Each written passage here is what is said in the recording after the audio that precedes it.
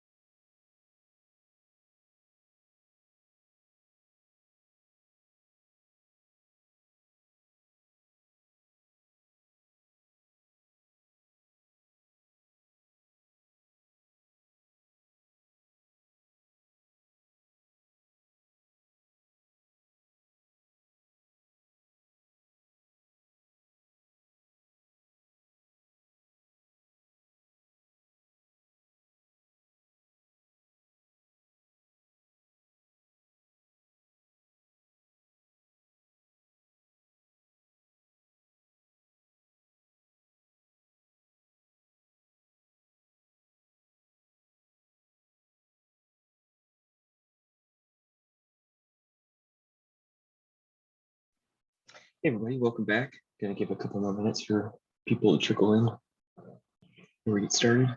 You're muted if you're talking, Nate. I'm muted? No, I can hear him. I can hear you. I always like to smile the first thing I come on. Hey guys, how you doing? Pretty good. All right. How you doing, Wayne? Not too bad. Sorry about that. Champions League, if anybody knows about that. Nope. What is it? Champions League is European soccer. Yeah. You must have heard about like Barcelona, Real Madrid. They having a semifinals right now and they're winning.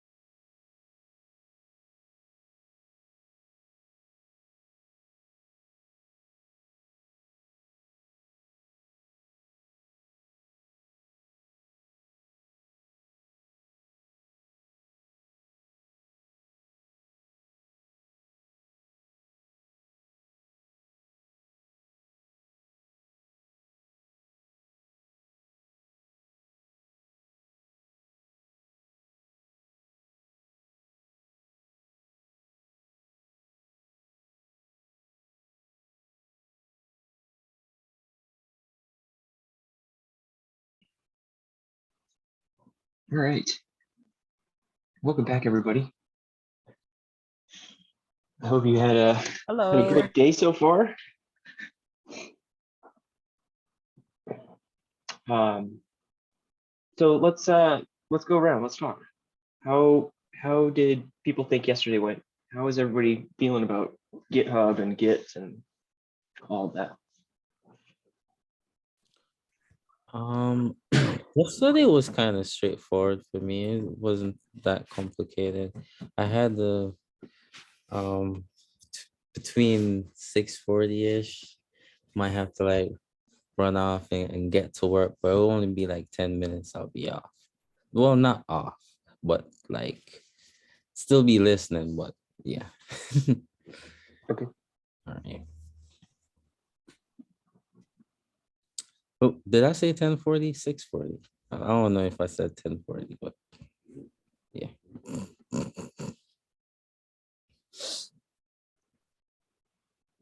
Anybody else want to share?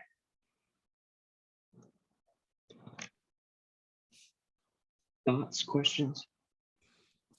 It's cool to know that you also can back up your work in multiple places.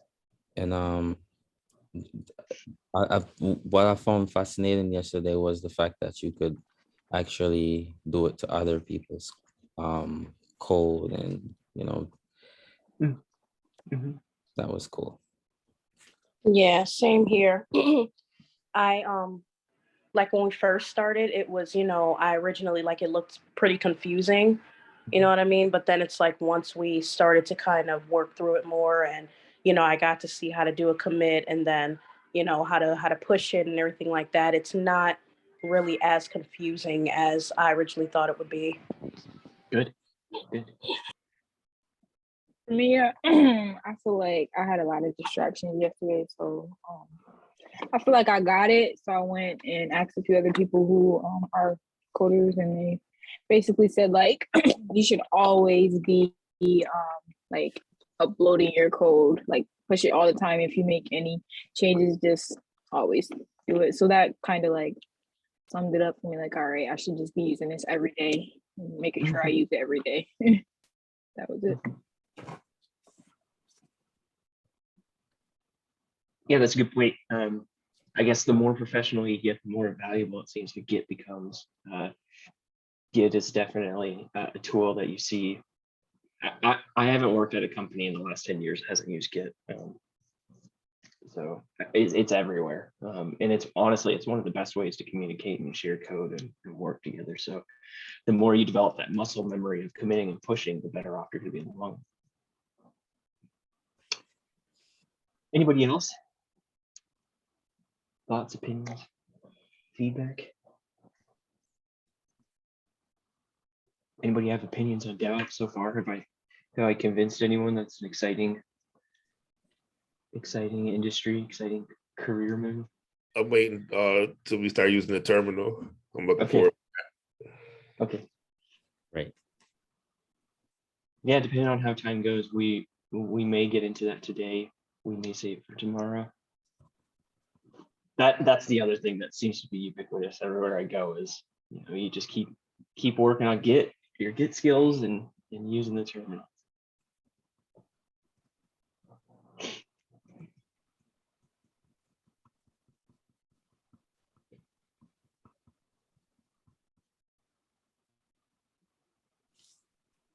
Okay. So before we get into material today, I want to do just a quick exercise based off of the Git work that we did yesterday. And I know we did this cutesy strawberry pineapple secret word on our portfolio yesterday.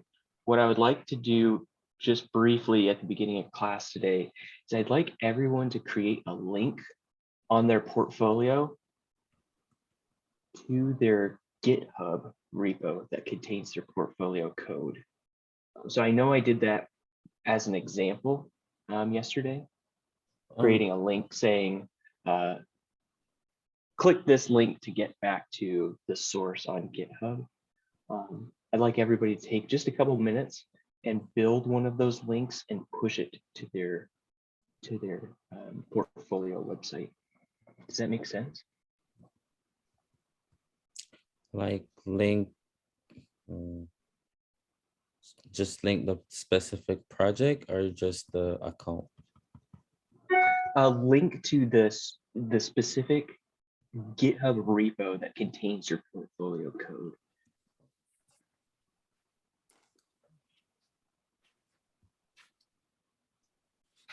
Okay. So just to verify, Nate, so we are making a link to get to GitHub that shows our portfolio coding, but where are we supposed to put this link? In your portfolio, on your Got it. portfolio. Okay, all right, I think I got it. Okay, thank you. So if you have an index.html, that'd be great. If you have like a contact.html, that'd be great. Honestly, I think in the footer of your index.html would be the most appropriate place. Okay. And if anybody has any questions, feel free to holler. We could also share screens, all that jazz. So, like, are you want us to do this right now, you're saying? Yes, yes, please.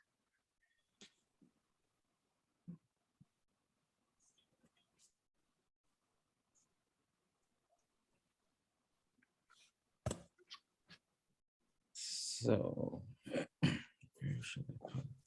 I don't know. I don't know why I feel confused. I'm so sorry. That's This okay. is- Like I just, I'm Yeah, I'm that's reading okay. exactly what Latonia is telling us, and I'm hearing exactly I what will- you're telling us. But I'm okay. So I hear the Hey, link. I'm just confused as well. Okay. I have a question. Yep. So do you mean that as like, you know how on our website when we like click something on it and it will bring us to the next page?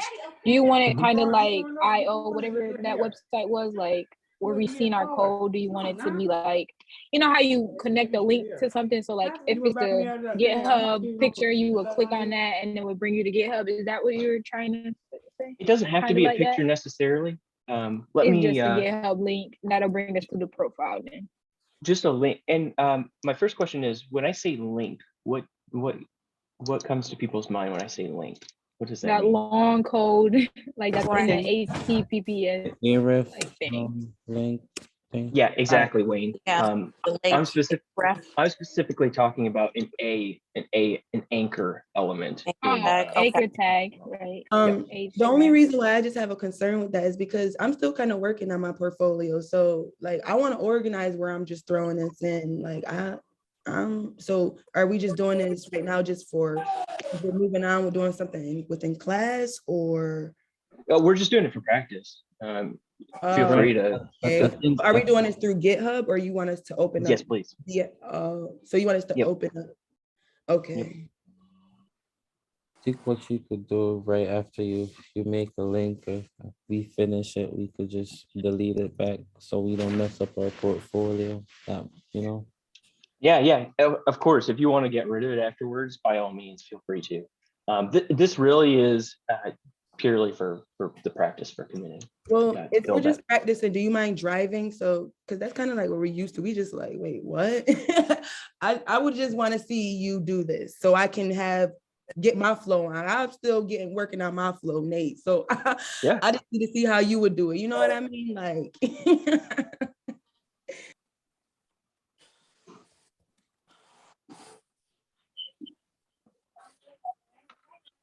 So I'm just going to give a couple minutes for people to attempt this, and then I'll take over and drive. So please don't feel stressed out. Don't be too worried.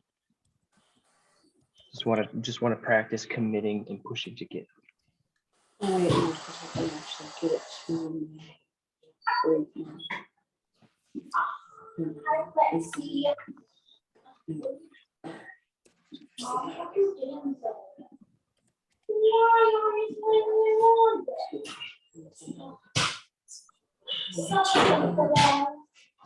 Hey, Nate, Yep.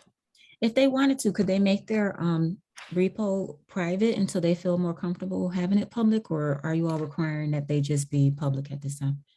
Well, I talked to Max and he was hoping that we would keep them public for now. And I kind of agree, because if we go the private route, then we have to worry about permissions and inviting people. Yeah, I had the same question. It's a good thought. Yeah, there's also the possibility that someone accidentally pushes something sensitive. So just as a reminder to the class, all of our repos are public. So please don't accidentally commit something like your social security number or password to your Mac or something crazy. Done. Nate, quick question. Yeah. Oh, okay. Sorry, I almost forgot. So when we put the link into our portfolio, are we putting like any type of like instruction, like click here to view the source coding, code. or are we just putting the link? Yep, whatever you want. Okay. Whatever you want. And Thank you. just to make sure I got a clear understanding, we're doing this on GitHub. Like, we're not doing this in our HTML. Or if I do it on my HTML, it's going to show up on GitHub or no? Or because I got to push it. So you're going to do it. You're going to make the change in your code, and then you're going to commit and push it, and it'll end up on GitHub, right? Got it. Sorry. Has anybody already got a link committed and pushed?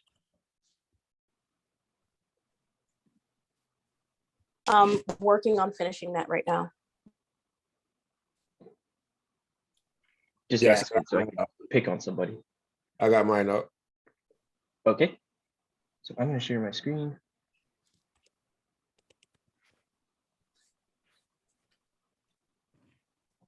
Okay.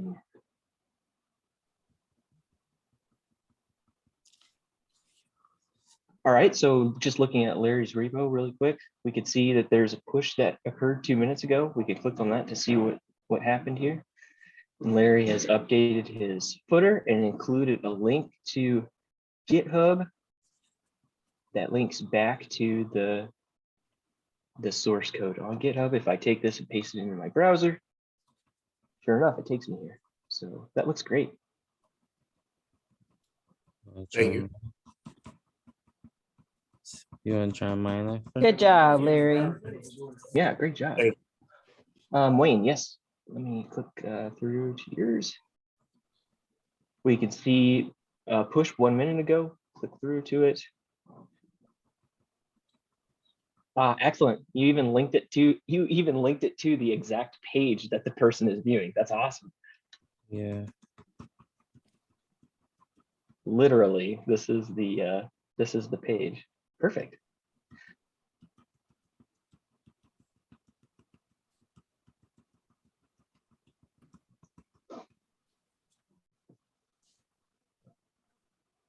Okay, we've got time for one more if anybody wants to show off their link before I drive and Can you check and see if do it my myself. Yeah, no, I'm kind of like, what? Like, what is happening? Sorry, who said this? I wasn't looking at the window. Who was saying? Kataya? Sorry. Oh, gotcha.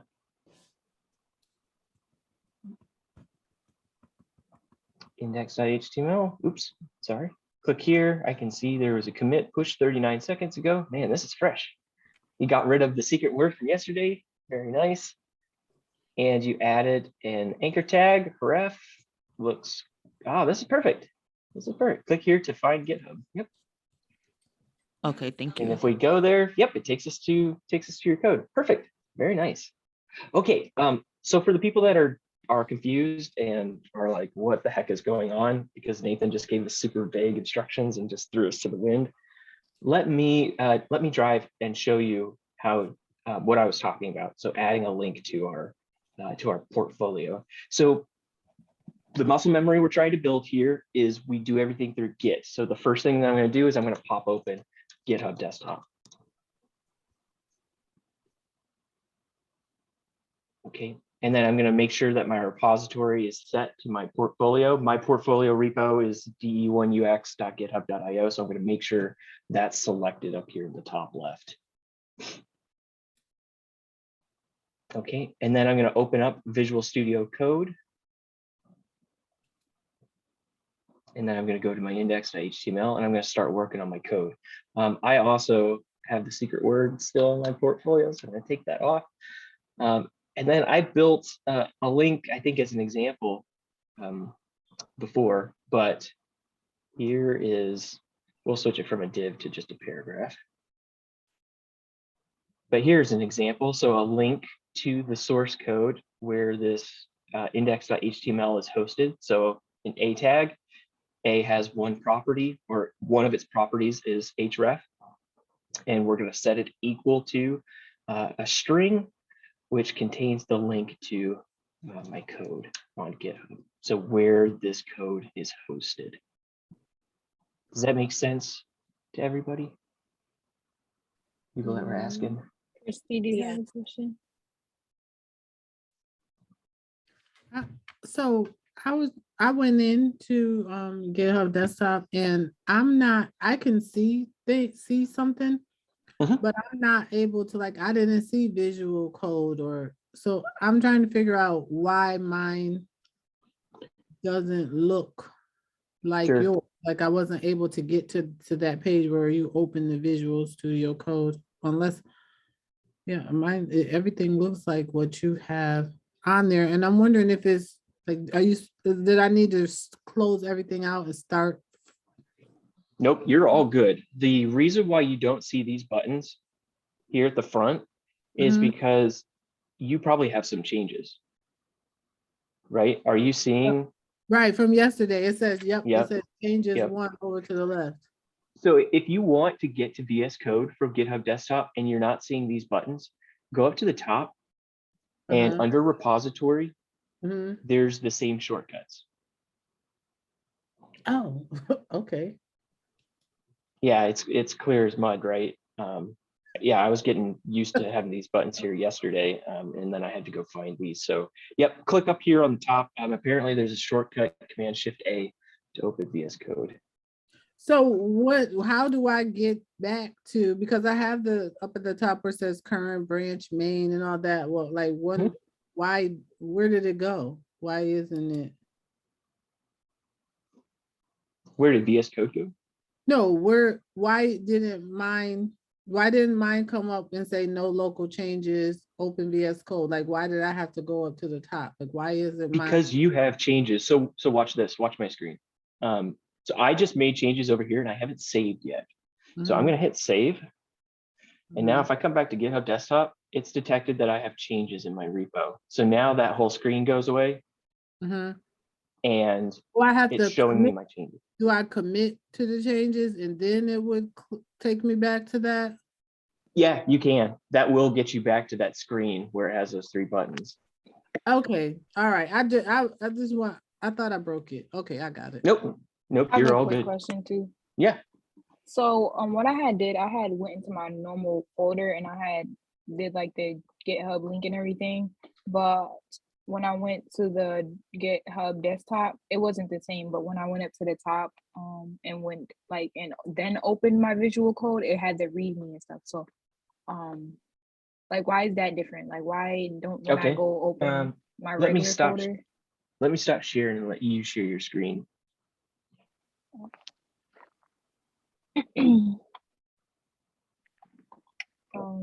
This is just what I mean. Like, so I had started over here, like Mhm. doing what I thought was right.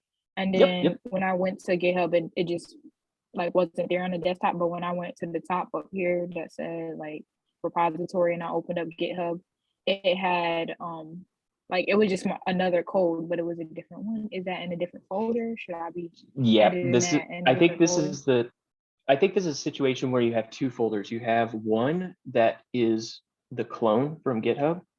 So that special folder on your computer that's linked up with GitHub.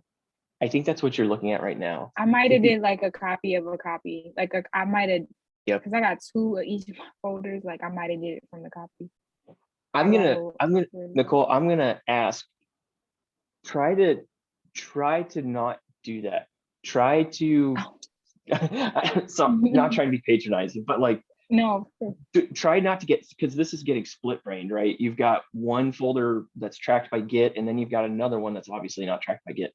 Try to move all of your portfolio code over into the Git one, and get rid of the other one. So this doesn't pop up again, because you're exactly right. That's what's happening here. Okay. So if you All right. if thank you open up that other VS Code window and go and copy that code and paste it over here, it should get tracked.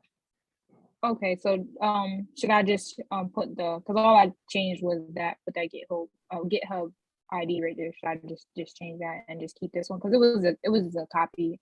I think I had did that because I had gave somebody a copy of my code. Oh, okay. Yeah, do whatever you want. right. It Thank you. sounds like you know what you're doing. Okay, cool.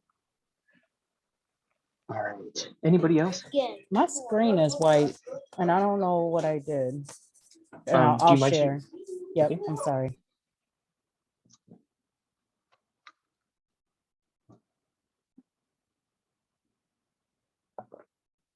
That's the GitHub. Daddy. Oh, Even if I close it Oh, I did. and then I put, I open it back up, it's just, Just quit it. yeah. so go down to your doc and right click on it and do that force quit if you can, or just This. quit. Yep. All right, let's open it again. The butter salty. Why would it come off of my, oh, so do I have to go to the website in order to open it? Since it So, comes off of my doc? Hold Command and press spacebar, What? and then type in GitHub desktop. There you go. Yep. Okay, Had that. and then just, oh, okay, There oh, we go. okay, thank you, I don't know what I did, thank you so much. Yeah, you're welcome. Somebody not muted. Why are we hearing all this noise? That's me, I apologize. Oh, okay. It was while I was asking questions, I'm sorry. Okay.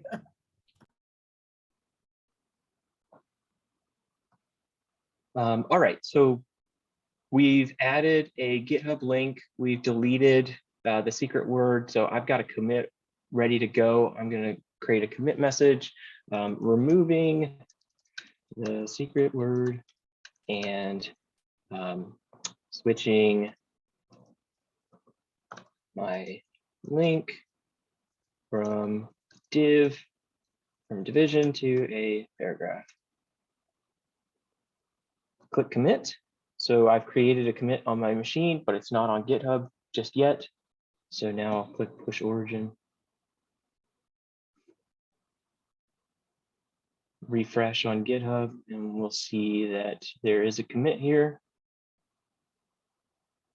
And my changes are successfully pushed up to GitHub. Okay. Any other questions? Me again. Where are we copying the link from? So to get a link, you would just go to your GitHub page where your portfolio code is and just copy that link.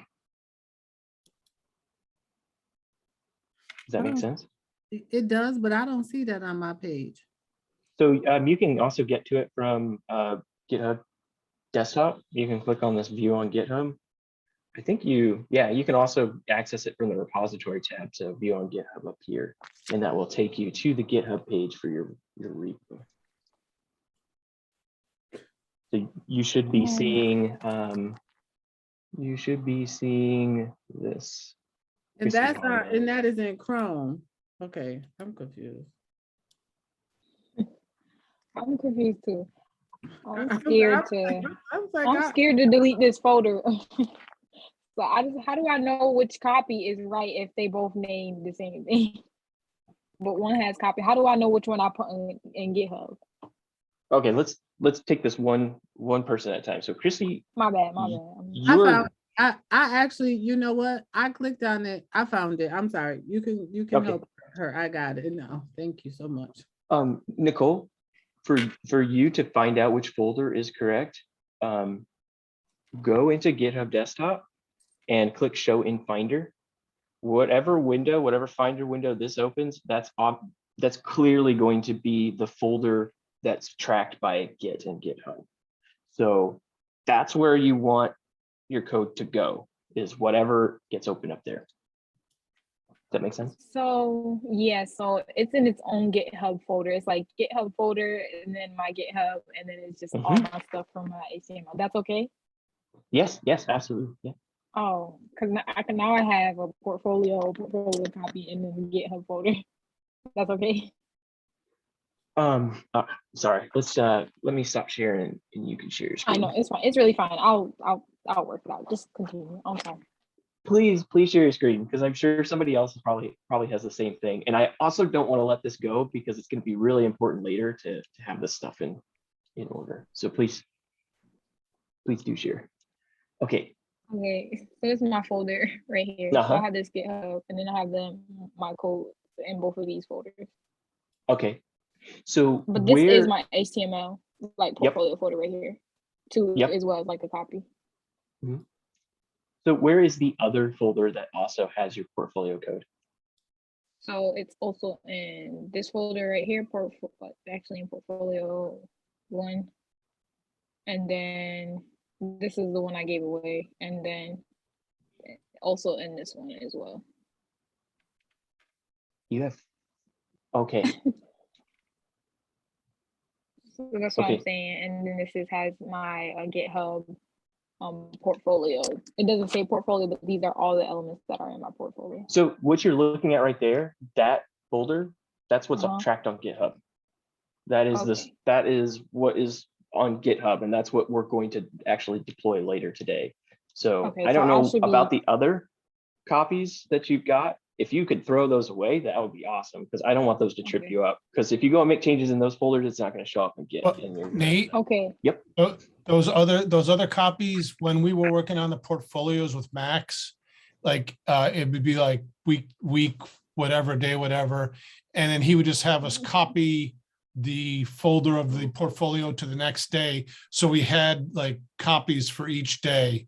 So I think we all have those. Oh, I see.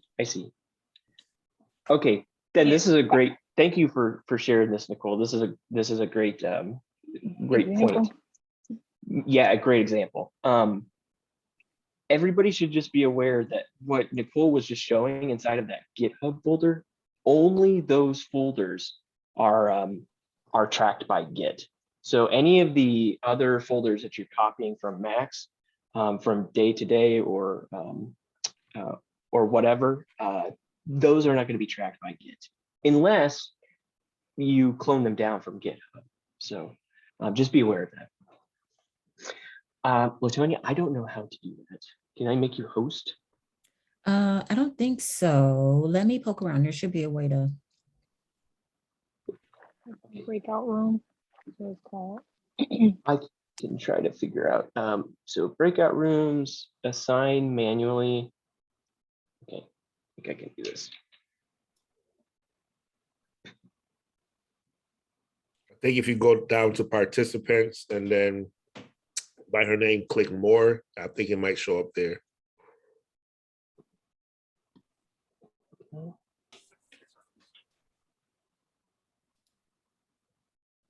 All right. Try that. All right.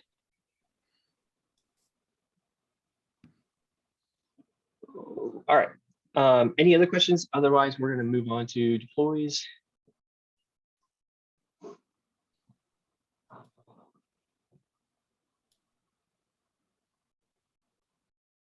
Okay. The outline for today, we just got done with the review for GitHub Desktop. So the outline for today, I'm going to paste in the live stream and also in Zoom chat. If you'd like to look at what we're going to cover today. Also, the link to the slides is in Zoom chat. If you want to follow along, we're down on slide 50. Okay. So today's the exciting day. We get to actually deploy some code. And I've thrown around the word deploy quite a bit, but the concept behind it is really simple. We're taking stuff from our laptop and putting it in the cloud. We've already been doing this. You're probably picking up that what we've been doing with Git sure looks a whole lot like deploying, pushing our code up to the cloud. So all of the Git work that you've been doing so far has been building the foundation for doing the actual deploys today. So I want to pose a question to all of you. Why do we want to do deploys? Why don't we just host our websites from our MacBooks? They can get broken or burned or spilled soda on, and we might not have a MacBook anymore. Yep. You don't Yep. have capacity for a large amount of traffic. Yeah, users and data, everything that has to, yeah. Sharing your code with other people and allowing them to, put their feedback in and, upgrade our code. I guess. What about security? How do you guys feel about the security of your MacBooks? Do you feel like it would be safe to put your MacBook on the public internet? No. That too. What about your internet connection? Does anybody feel like their home internet connection is stable 24/7? Absolutely not. Nerd question. Has anybody gone and talked to their ISP to see if they allow exposing ports 80 or 443 so you can even host a website on your ISP connection? No, I didn't. No, but I have heard about it though. I know a lot of people will run their own mail servers from their homes. Thankfully, for some reason, my small town ISP, they don't block 80 or 443, so I get away with it. So we're kind of all in agreement that trying to host a website 24/7 for MacBooks is a pretty bad idea. So the enter in enterprisey digital solutions, jargon galore. So all of these people, you pay them good money, they will host your website for you, and they will do it infinitely better than you or I could with our own MacBooks or our own hardware.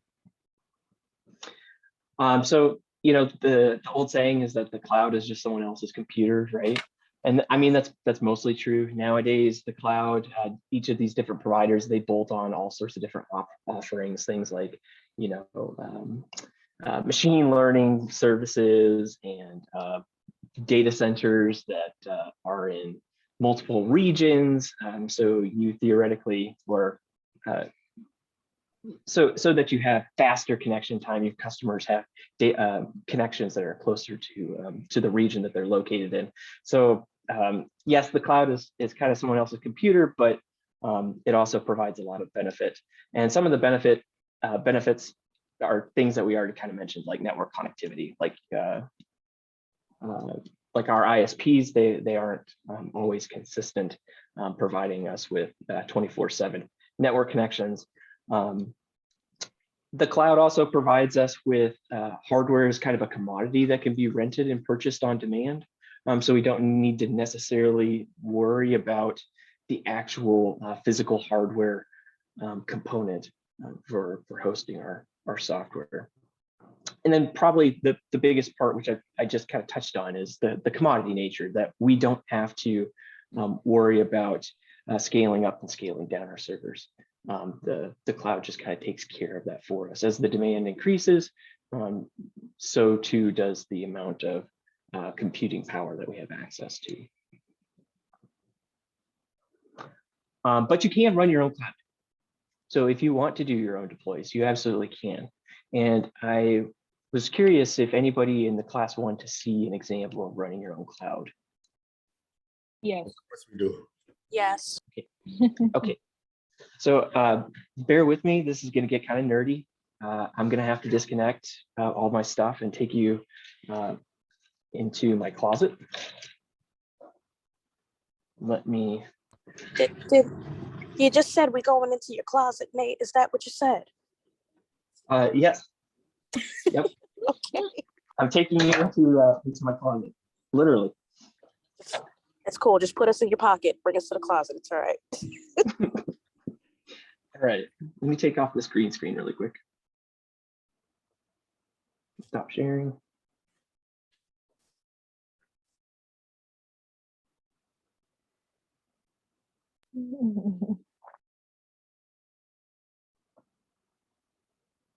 Here we go. Yeah, I'm laughing at your comment.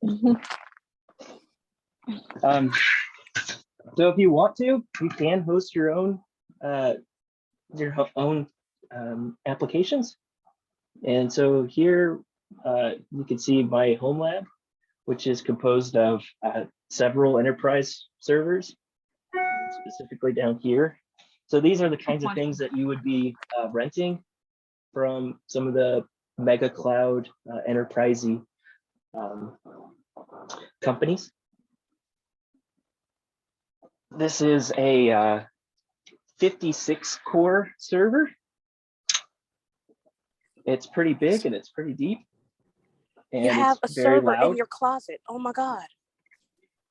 I don't know if you guys can hear how loud it is. So do you mind Bitcoin or work for the NSA? I just I host my own software. And then there's another one down here which can support 8 hard drives. So pretty big, beefy machines. So this is a 54 CPU core with 48 gigabytes of RAM. I don't remember how much that is. Yeah, so if you have the time and space, you can run your own cloud. It's just kind of noisy and a little bit expensive on the power bill. Okay, so Do the you nerd in worry? me just got excited. If anybody wants to talk about it, I mean, I'd love to geek out about running your own servers, but I need a green screen. I want a green screen. let me Go to get Walmart. plugged back in. You said Walmart, Larry? Yeah, that's what my fiance did when the pandemic first started. I had to do remote teaching. She just got me like green cloth from Walmart, sewed it together, and put a string through it, and I use it for a green screen. Oh, that's cool. Right. That is cool. Okay, so let me go back to share my screen. Thank you guys for humoring me. Not many people I get to hear my personal cloud closet servers with. Okay. So just before you move on, like security with that, like, do you not worry about that? Like, is that like, do you have like anxiety around just having that in your closet, or like, what if it unplugs, or how do you reboot it if like, you know, things like that nature? It's my full-time job. So, I mean, I deal with this stuff all the time. There's a lot to it. I try to minimize risk by not necessarily allowing a lot of connections to my software. So it's not something that you would be able to reach, or the wide internet public would be able to reach. So it's very small services that I run on my home lab. Okay. That's good to know. Thank you. Yep, you're welcome. Okay, let me How much like babysitting of your server does it take on a daily basis just to keep it running? Like aside from the software that you're running, that you're serving. Let's take a look. You just set it and then forget about it, or do you gotta like every day tend to it? So the last time so I did reboot the server. I was going to show off and say that I've had months of uptime.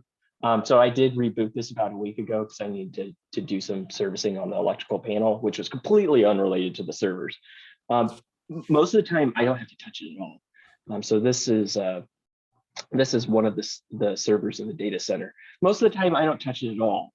But I'll be honest, I have sunk many weeks into it because I find it fun. But if you just want to host it and set it and forget it, I mean, you could invest very little time in it. Those machines are built to run 24/7 without very much in the way of manually going in there and doing anything other than, you know, air dusting it maybe every month or 2 months.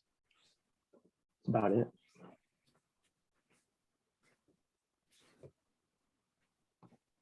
Okay. So all that to say though, running your own cloud, if you really are interested in doing it, by all means, you can get into it real cheap too. But there's better, more cost-efficient ways of doing it, specifically renting servers from other companies.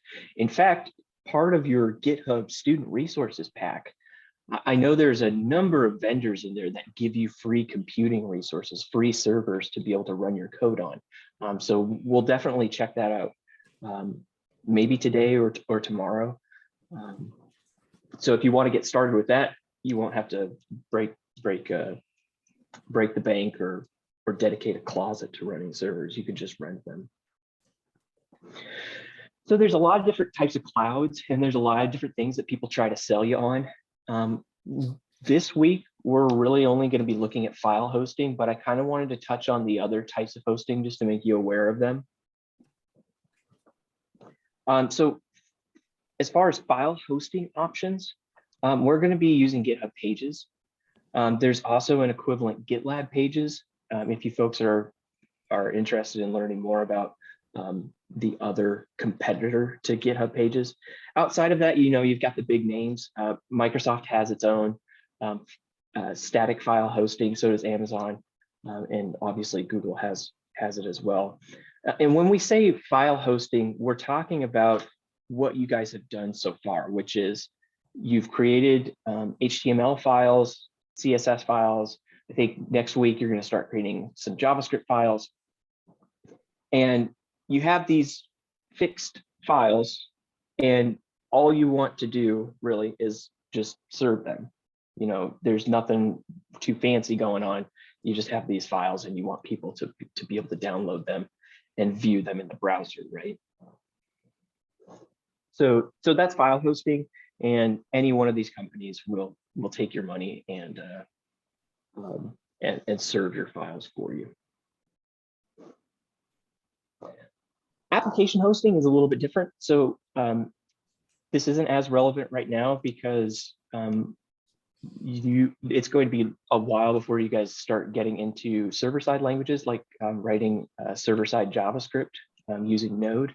But once you get to that point and you're writing APIs and backends, these companies kind of specialize in taking your backends and hosting those separately from the static files like the HTML, the CSS, and the JavaScript.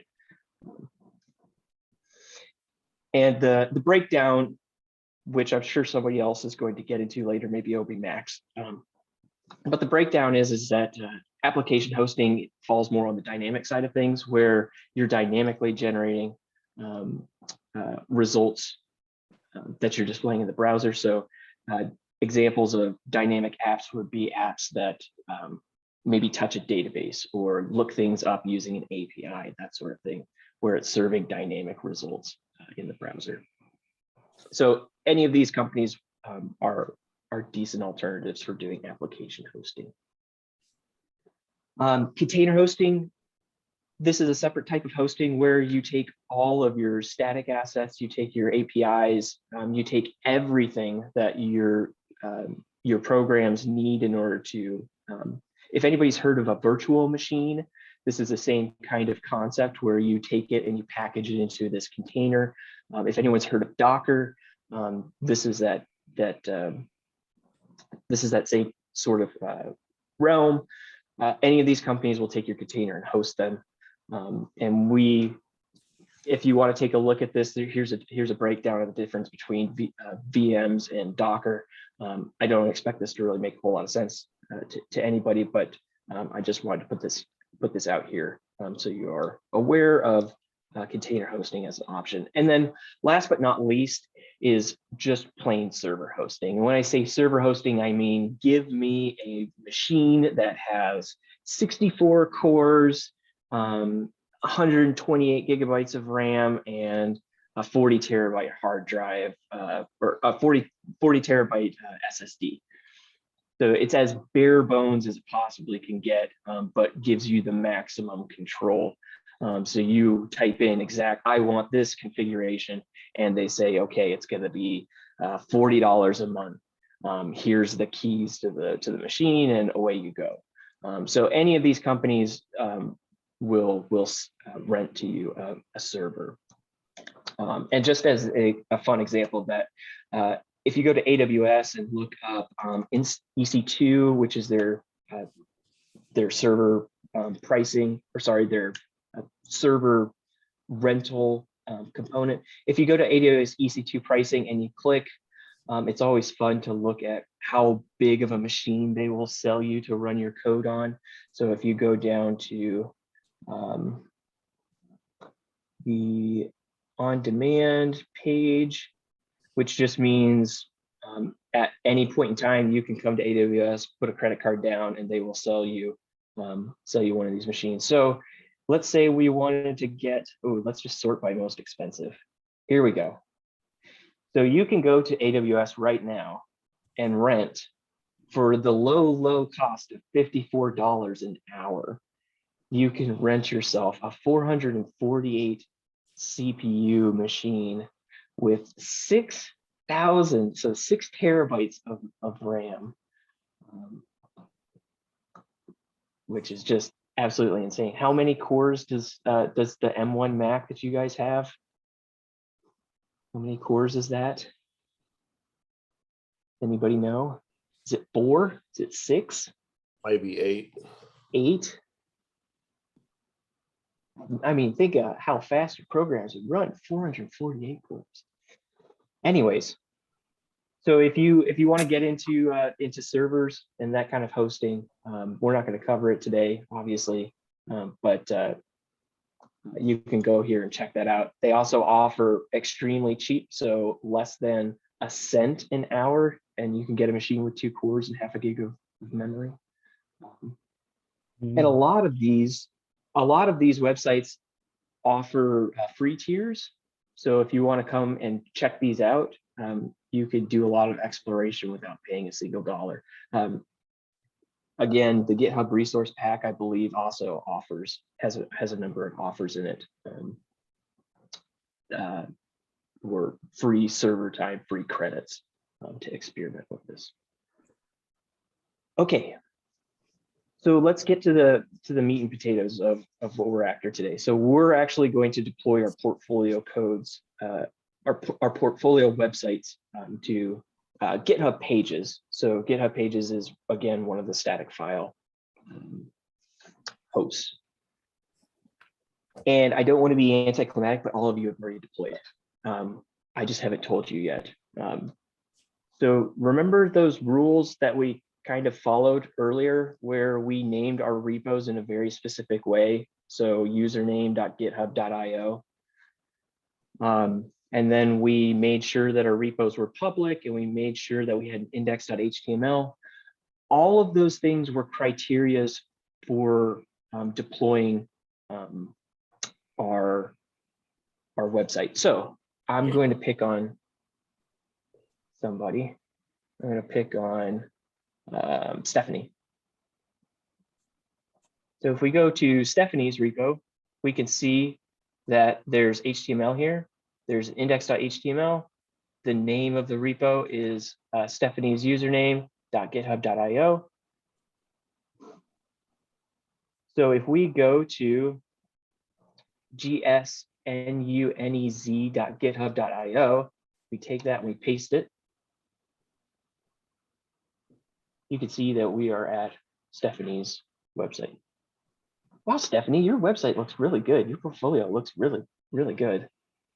Thank you. Yeah, I'm so glad you did not pick me. Like, Okay, so we're gonna go to Nicole's next. no, seriously, don't expose me. So if you want to see your portfolio website, all you need to do is take that, which is a valid address, and enter it into the browser. Yours looks great too. I'm sensing a theme though, like you guys were deriving this all from kind of the same HTML. Oh, Nicole, you've got pineapple down at the bottom. Because I didn't touch anything since I just stopped. I'm like, yeah. Okay. So what I'd like everybody to do is to come in to the GitHub portfolio links, the spreadsheet, and I'm going to share this again in chat for people that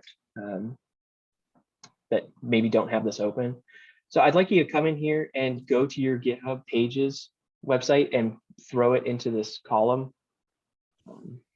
Mainly not because I can't go and find it and paste it over in that column, but I want you to go and take a look and see that your website works, and then paste it over here. Does that make sense? Any questions?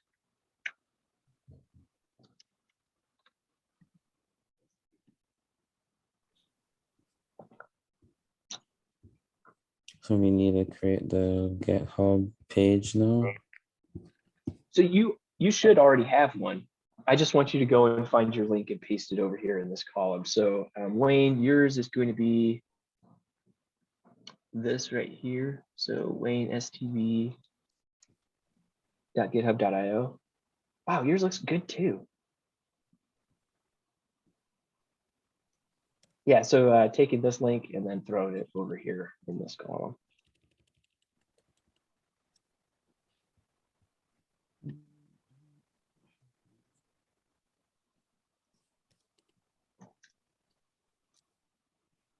Yeah, here's mine. Really doesn't look too awesome.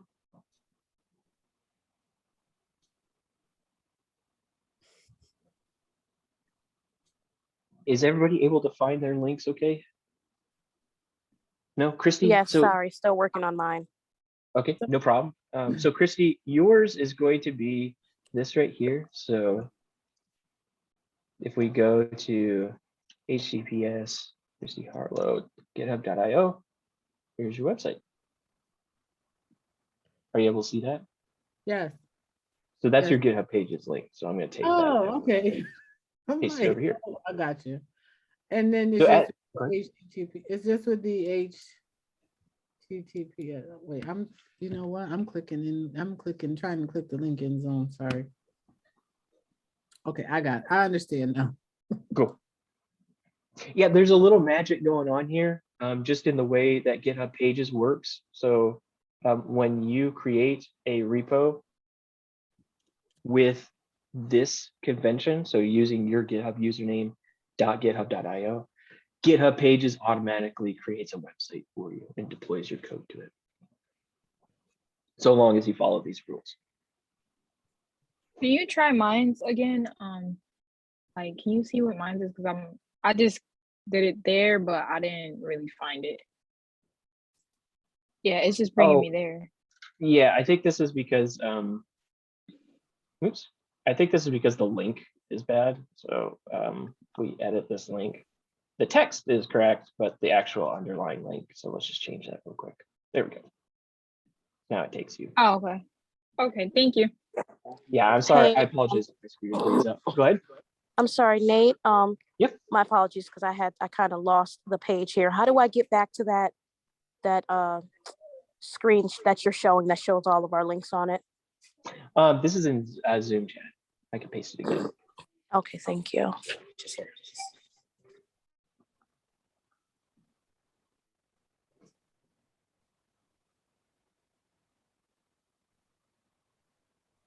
A question. This is Danielle.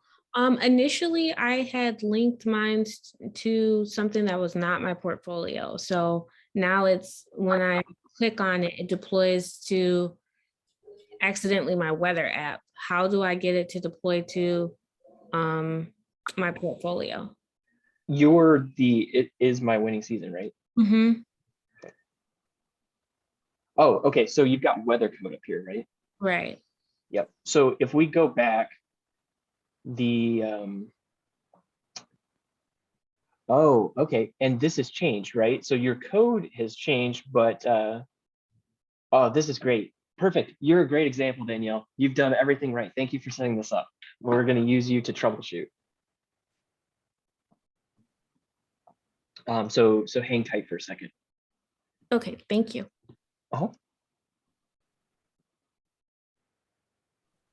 Hey, Nate. Hey. This is Latonia. We're back. Can you just bring Stranjay up to speed? It looks like folks just added their GitHub link, their main link. But if you could just yeah, absolutely. So what we've been doing is a lot of a lot of talking about different cloud hosting types, but what we're doing now is we're finding where our portfolio code is actually deployed to. So if we click on your GitHub link, we could find where your portfolio website is by just taking the name of your portfolio and entering that into the browser. And you could see we're now looking at your HTML on the internet. Does that make sense? Okay. So I'm going to just go ahead and add your link over in this column. That's all we're doing is we've been adding our links. Oops, let me zoom out. We've just been adding our links to this page, making sure that we can find it. Clear formatting. Tonight, but it's gonna be okay. Okay.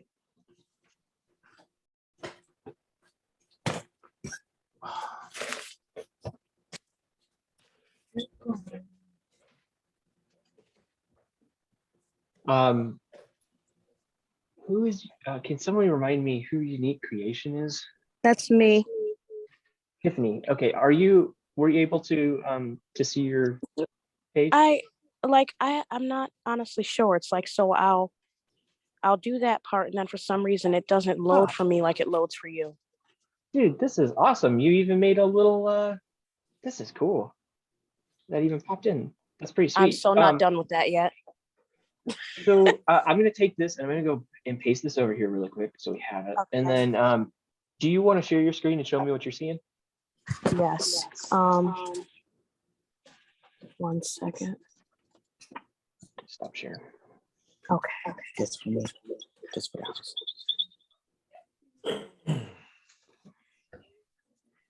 Okay, so Yeah, there it is. I was That on looks here, great. and then did it end up doing it the right way? Yeah, that looks great. That's your website right there. Oh, okay. I thought I did it wrong. All right, never mind. No, you're all good. That's your link to your portfolio code. Zach, what do you got? Can I share my screen? Please do.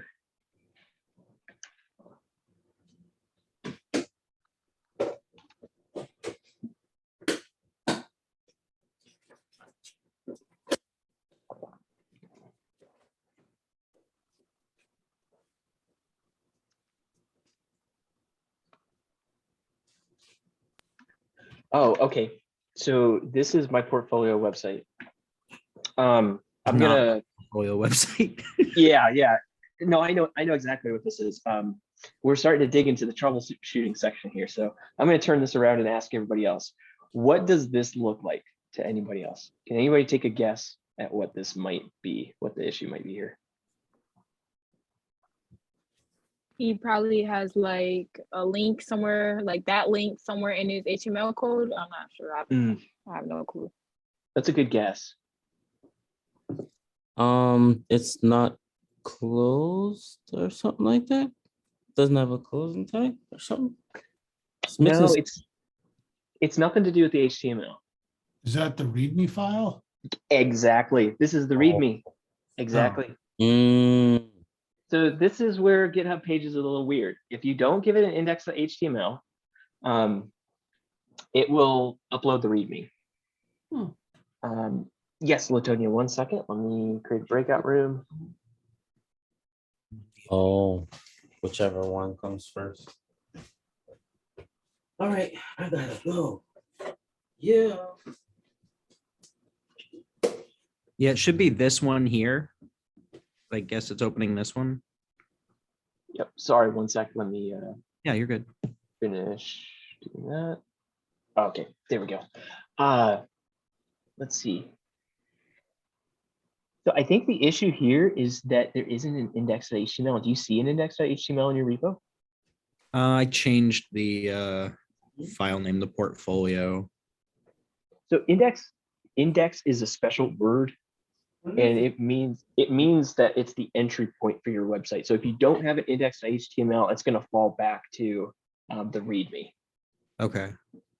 Can I change the file name from here or? Let's get in the habit of doing it through Git. So is that way behind you? Is that VS Code, that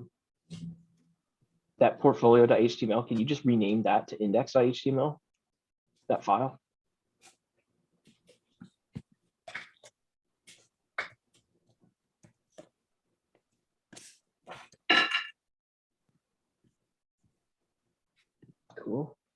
And then if you go and look at your GitHub desktop, it should be ready for you to make a commit and push that up. Yep, okay.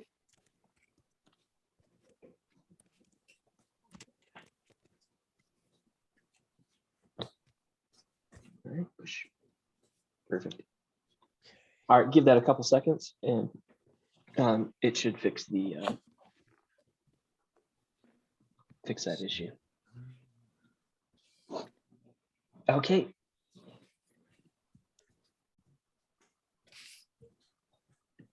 While that's happening, actually, Zach, if you can keep driving, notice that, yeah, if you paste that in, notice that it hasn't changed, right?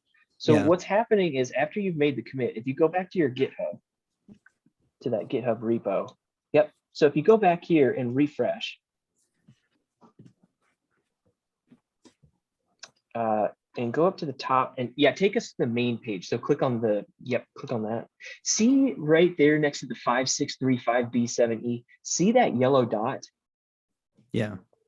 So that means that if you click on it, that means Pages is still running. So it's still trying to deploy your HTML code. When you make a push, you're actually deploying your portfolio code, and it's going to take, it can take up to 10 minutes. It can take 30 seconds. It just kind of depends on how slow GitHub's being. But yeah, it looks like it might be done now. There you go. Cool. Oh, nice. Thanks. Cool, cool, cool. I have my GitHub button in here. Very cool. Thanks. Okay. Anybody else having problems? Was everybody able to get to their website okay? I got to mine, but it's missing a bunch of images, which when I look at it locally, they're there. Let's check it out. Do you mind sharing your screen? Sure.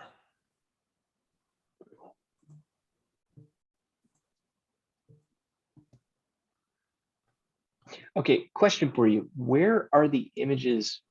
Where are the images pointed to? So if you hover over that broken image, where is it? I mean, if I go to inspect. Yeah, inspect, that would be great. Okay. So it's going to ./images/news mobile site.png. Can you click on that source? So that link. It doesn't take you to a link. Okay. Copy the /images/news mobile site.png. Copy all of that. Yep. And then throw it in the URL minus the dot part. Okay. So, yep. Paste it and get rid of the. Yep. Get rid of the dot. All right. So if we're getting a 404, that means that the file doesn't exist in GitHub. So let's go and look at the GitHub repo on GitHub.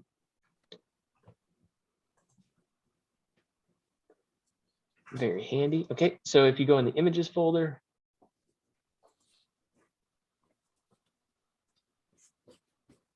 and we're looking for, what was it? News-mobile site.png.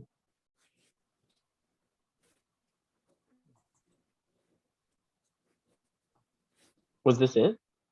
That's it. That's it. Okay. And it on my site, there were a bunch of missing ones. So whatever the problem is, it's repeated. Okay. Let's go back to the actual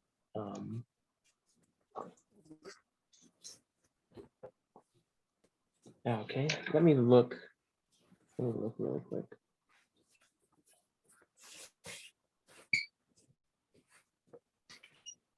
Which it's finding this one. Where is that one? The Megaflix, where is that image? /images/mega.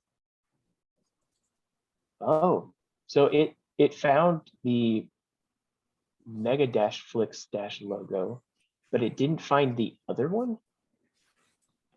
Yeah, I didn't find, there should be one for each of these. Right.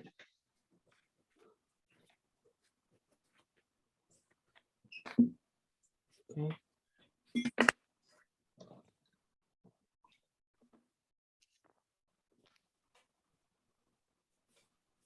And when I look at it locally, they all show up. So I think the path is good. /images portfolio site.png. Okay. And then if we look at the other, let me share my screen and drive for a second. Okay. Okay. So obviously this image is showing up. Okay, Doug. I like your portfolio. Yeah, this is nice. Oh, thank you. Okay. Me too. So if we go directly to the image, you can see that we loaded. So we know that the image is correctly uploaded. We go and click on one of the other ones and inspect the card. So we're looking for a /images portfolio site.png. So let's enter that in directly. Portfolio site.png. Okay, so I'm going to go open up the portfolio links and find you really quick.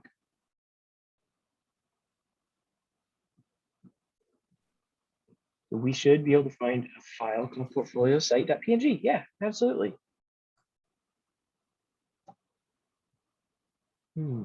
Okay.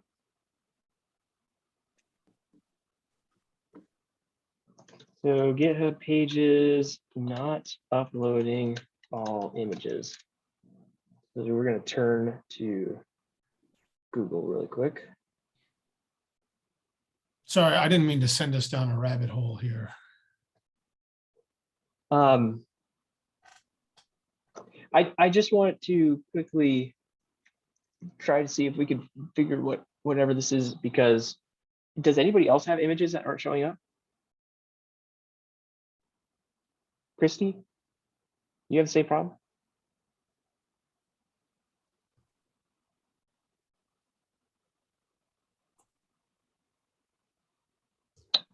GitHub Pages doesn't support LFS. That doesn't seem right. Yes, I couldn't find my mute. See, somebody else, Tiffany, I think you're having the same problem here, because you should be seeing two other pictures right here, right?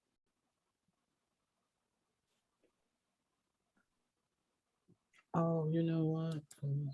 Oh, no, so you just have the weather PNG and then you don't have pictures for the other two. Okay, so I don't think you're having the same problem.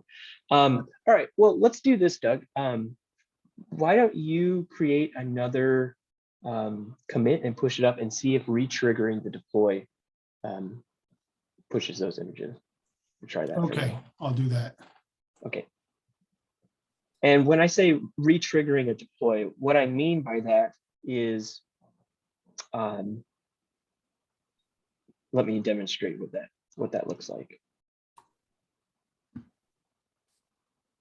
So I'm sitting in my current repository right now in GitHub Desktop. I'm going to open up Visual Studio Code. And I'm going to change the header on my website to be the name of the website. So I'm just making a change to my code so I can trigger a deploy. So I'm going to hit save. We can see that my code is in fact changing. So I'm going to create a message, updating the title. I'm going to commit and push. And now if I quickly run over to GitHub, we should see a yellow dot. This means that GitHub is working on the deploy. So the deploy has just started. Some checks haven't completed yet. So if I go to my website right now, oops.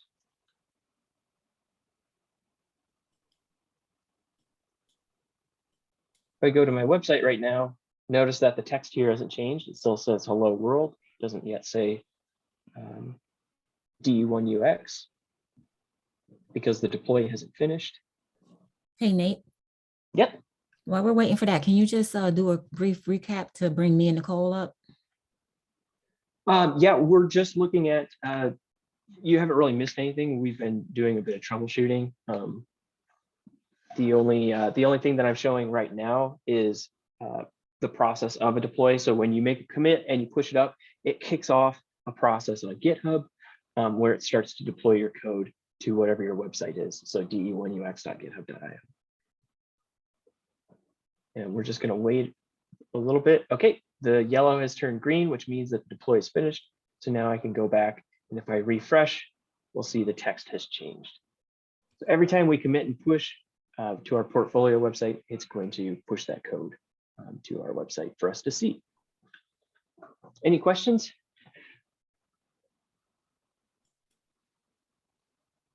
Seem pretty simple. GitHub Pages is kind of nice. I mean, all you have to do is make these commits and push them, and your website's automatically updated.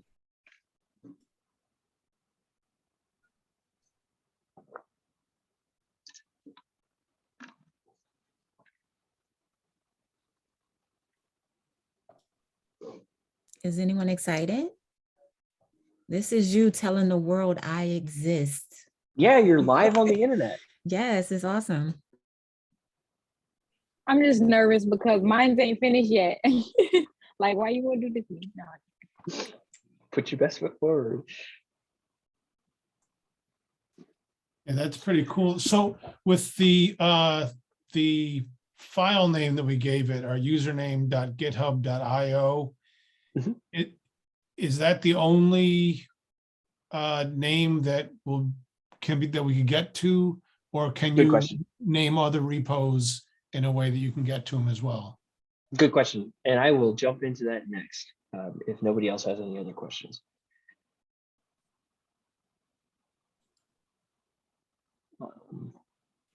So the question that was asked is, are we tied to just this one username.github.io, or can we have multiple pages? And the answer is, we can have as many as we want, but we only have one special personal GitHub page. And I've outlined on the slides these rules for how you can interact with that personal GitHub page. It has to be username.github.io. That's the rule for the personal. But there's also unlimited project pages. So if you have a bunch of other repos, you can create pages for those as well, with a couple of caveats. But the rules for having pages for other projects are much slimmer, but you have to do a little bit of configuration. And I'm going to show that. You guys don't need to do that just yet. You'll need to do this when you start your capstone. If I can beg you all to do one thing just to make things easier for me when we get to DevOps module, the second part, please use your username.github.io that we've just been deploying. Please continue to use that for your portfolio. When you start feeling like your idea for your capstone is more fully developed, start another repo and enable pages for that repo. Please try not to use your personal GitHub page for your capstone. Just use that for your, obviously, for your portfolio. Can I add on a little note with that? Yes, please. Because I love this feature about GitHub. When I've Christy was saying how she bought her name, and I have latoniamatrice.dev. And now when I deploy from GitHub, what it'll do is it'll put that first, and then it extend it out to the project. And it's just a really nice professional finish for your stuff. So in addition to the fact that that's how they set it up, you kind of want to do it because it just benefits you. It makes for a really nice finish. And Latonia, like the domain name, we will link those up today too. So people. Oh, nice. Okay. Yeah. So mine took a whole day. Mine didn't take 10 minutes. It took a whole day, but it finally came through. Yeah, it's going to be kind of anticlimactic when we get to it. But buying stuff is fun. Everybody loves buying things, so let's buy us a domain. Let me quickly get through this though. So the project pages, you can have as many of these as you want. You only get one personal one. Let me show you how to set up a project one though. And you can have these slides for reference and even this video if you want to go back and learn how to do this later, because you'll need to do this for your capstone. So, go ahead. Can I ask a quick question? Please. Did we answer Danielle's question? Oh, I'm so sorry. Danielle, you had an example, right? Sure, is she there? Yes, I had an example. I was trying to get my portfolio connected because remember it was going to the weather. weather. And I've Thank you. since restarted working on my portfolio. So you have something up there, but So we're still going to the weather, and you've obviously changed the index.html. Oh, yep, here it is. Okay, so the issue here, if everyone can look closely, can somebody spot the problem? Is it the two? capitalized? Or is it- Capitalization. Okay. Yep. All right. Capitalization, because I believe the capitalized one, that is actually your portfolio, right? Correct. And then the index.html, that contains your weather code. Correct. Okay, so just go and rename it. Is that all? Yeah, so maybe throw the current index.html somewhere if you want to save that weather example, and then rename this to a lowercase I, and you should be good. All right, thank you so much. Yeah, no problem. You caught it yourself, so great job. I have a question before you move on real quick. So GitHub is basically like a coder community, or like a community where you would interact and share code. And I just want to get the idea of what it is. And yeah. Because you were also stating that to not create one, but then create one when you do your capstone. So am I just going to be, do you think I'm like, is this something that we should be utilizing after the camp, the personal one, or like, that's what I'm just trying to understand. Yeah, let me clarify what I mean by creating one, not creating one. What I'm talking about is the repo. Specifically, use GitHub, fall in love with GitHub, use GitHub to your heart's content, whether you're here in the cohort or not. If you're a programmer, you should be using Git. This is exactly like you described. This is a social website, social platform for sharing and interacting with others, and writing and sharing code. But as far as creating repos, I just want to make sure that folks keep this one special repo, their username.github.io. I want to make sure folks keep that for the portfolio code. And then later on, create another repo for your capstone and throw your capstone code in there. So you should right now realistically have one repo, the special formatted repo for your portfolio. And then later on, once you kind of start working more on your capstone, you'll create another repo for that. Does that make sense? Yes, but I think I don't know, maybe did you ask Doug, were we making more than one GitHub? And he said no, or you said something about we can make as many as we want, but keep a personal one. You were talking about GitHub. I was asking Project if and we a could link, personal. if we could, the way that we're hosting our portfolio, making it public, if we could make other repositories public as well. Like actually viewable as a website. Yep, and we can. So I wanted to quickly show an example of that. It's just slightly different than your personal GitHub pages. So what I'll do is I'll create a new repository as an example. So we're not going to do our username.github.io, right? Because we all have one of those. So we have one of those special personal repos. So instead, I'm going to create another one. I'm going to call this Pizza Party. The rule of it being public, that's still valid. So it needs to be a public repo. And then when we create repos, we always add a README file. And nobody feel like you have to do this. Just chill and let me drive for a second. Okay, so I have a repo. Can anybody else remind me of one of the other rules for creating a GitHub Pages? One of the other requirements?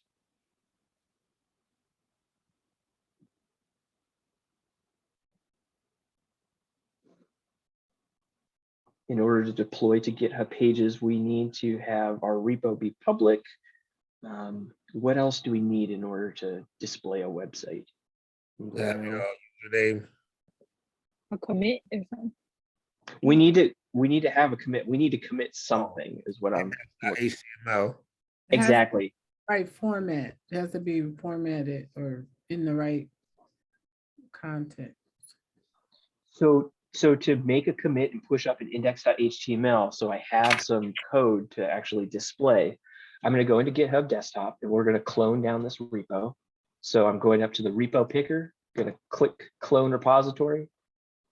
And since it's mine, I'm going to stay on this GitHub tab and go find my repo pizza party, clone it down.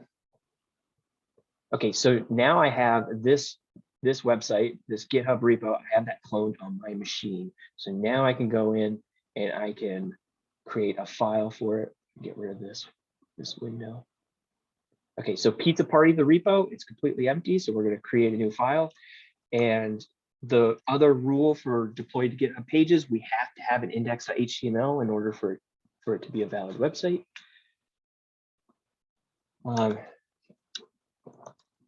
Let's write some HTML. We have that. We'll create a title, pizza party. Can someone please find a pizza emoji and paste it in Zoom so I can try to remember body tag.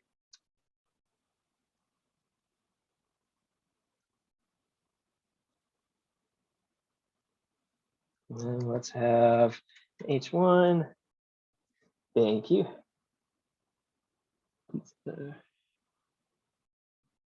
Oops. Pizza. Okay. All right. So I'll click back to GitHub Desktop. Notice that it's picked up the changes. Cool. So create an index.html with pizzas. Pizza. Commit. Push. Okay. So I'll refresh this. Now notice that we don't have any deploy going on. We don't have that yellow dot where GitHub is churning and deploying our code. So for project pages, they're a little bit different than the personal page that we have. For projects, you have to go into settings, go to pages, and you actually have to turn on GitHub Pages. So you would go here to GitHub Pages, click on this drop down for the source, select main, and hit save. All of this is in the slides for you to reference. You don't need to memorize all of this right now. But if you want to have unlimited project repos where you can have unlimited websites and deploy all of those are the steps for taking a website or taking a repo and turning on GitHub Pages. Now it's popped up with this message saying that your site is ready to be published. Maybe by now this is published. Let's see. I'm going to paste that in. Nope, 404. And it's 404ing because GitHub is still deploying. So if we go back and look at this repo, notice we're still deploying. We still have that little yellow circle. One of the steps in the deploy is finished. We still have a couple more left to go. And you can click on the details if you want to check out the mechanics behind a deploy. There's actually these different steps that goes on behind the scenes. But it looks like it's done, so I'm going to refresh. There we go. So you can have as many of these as you want. Can you show one more time where you set the GitHub Pages? Yep, absolutely. Oh, yep. So you would go into the repo. So this is my personal one, so not here. I'm going to go over to Pizza Party. I'm going to go into settings. And then on the left, there's a pages tab. Click that. And then all you have to do is change the source from none. This is what it will be by default.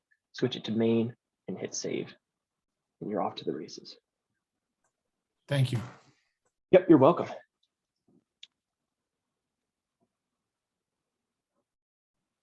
Other questions? Again, you don't need to do this right now. You're all set up with your portfolio. And as long as you commit and push to your portfolio, you're gonna be good with that website.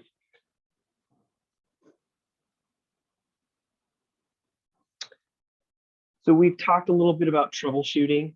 Something to pay attention to is these check marks are really handy. And let me show really quick how you can make these check marks go from green to red. One really easy way to do that is to have GitHub Pages turned on and do something like, let's go in here. Let's do something that we know is invalid, like taking index and turning it into foobar. So this is no longer going to work, right? Because we need to have an index.html for our website to have a jumping off point. So we'll say creating an invalid website. Commit, push.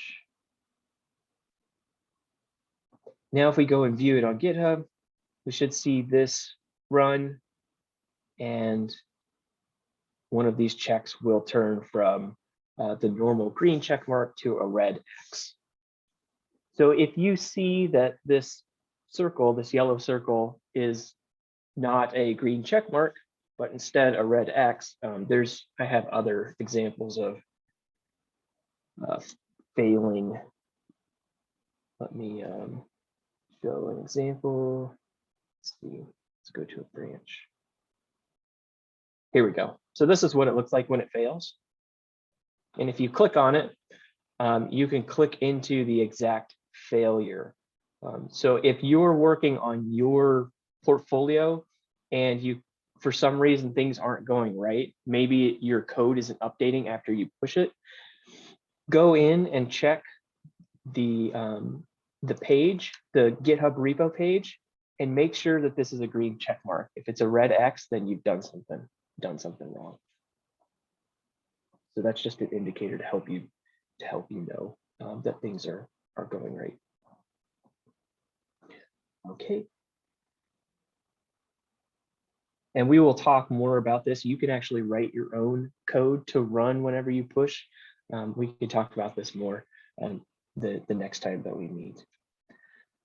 So again, some of the common problems: not having an index.html, or you might have put your index.html inside of a folder. So for example, Doug, if you had thrown your index.html inside of the images, GitHub Pages would have gone, where the heck is the index.html? And then you would have had problems. So that's a common gotcha, making sure you have an index.html at the top level of your repo, never inside of a folder. And also be patient. This is free.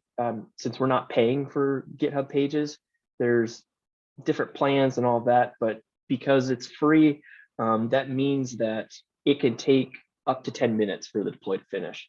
So go back and check that the front of your GitHub repo and look for that yellow circle in order to understand if the deploy has finished. It's not uncommon for it to take a 10 minutes sometimes for a deploy. This is specifically for your personal GitHub repo, but just make sure that your repo name, if you're building a personal website, make sure that your repo name matches with your GitHub username. We've seen examples of that where it's been a problem. And also be careful of what are called collisions. So you may have noticed that the pizza party link is really just an extension. So let me go to Pizza Party. You may have noticed that Pizza Party is just an extension off of my personal GitHub website. So if I were to upload a folder called Pizza Party to my personal repo, it would collide with the GitHub pages that I've set up for the repo called Pizza Party. Does that make sense? Am I confusing anybody yet? Can you say it again and just restate it? Yep, absolutely. So notice up here in the URL that my link is de1ux github.io/pizza party. This is a project for one of my GitHub pages. If I were to go to my personal GitHub website, which is just this, and I were to upload a folder, like Doug has an images folder on his. If I were to go and upload a folder called Pizza Party, it would collide with the GitHub pages for my other project, Pizza Party. So this is kind of an extreme case, but just be aware that all of your project GitHub pages are hosted off of your personal GitHub page. So don't go and create a project page called something like images or something like /contact or something very popular that you would use on your personal. If you're not following with me, that's totally fine. The chances of you triggering this problem are slim, but just be aware of the potential for collisions between your personal and project URLs. And if you think you're running into a problem like this, just reach out and I'd be more than happy to help troubleshoot. Okay, so the next burning question that we have is, how do we take these ugly.github.io URLs and turn them into something that looks nice? And to keep the suspense, let's take a 20-minute break and come back. I was over here about to delete my account just to change my name. I got a bait and switch. Keep a cliffhanger. Sound good? 20 minutes? Yeah. Okay. Can I ask you a question during the break? Yes, please. So my pictures are still not showing up, and it's because of collision. So I made demos of all of my projects on CodePen, and I found a tutorial that said CodePen doesn't host images, but here's how you can host them on GitHub and use those in your CodePen. And it told me to make an images repo, put my images in that. Oh, so I've got a repo called images.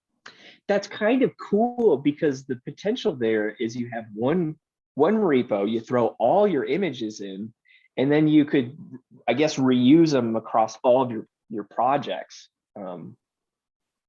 That's super interesting. I would have never guessed that somebody would have gotten a collision already this early in the class. Right off the bat.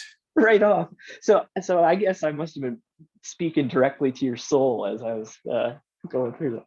Yeah, as you were talking, a little light bulb started to go on.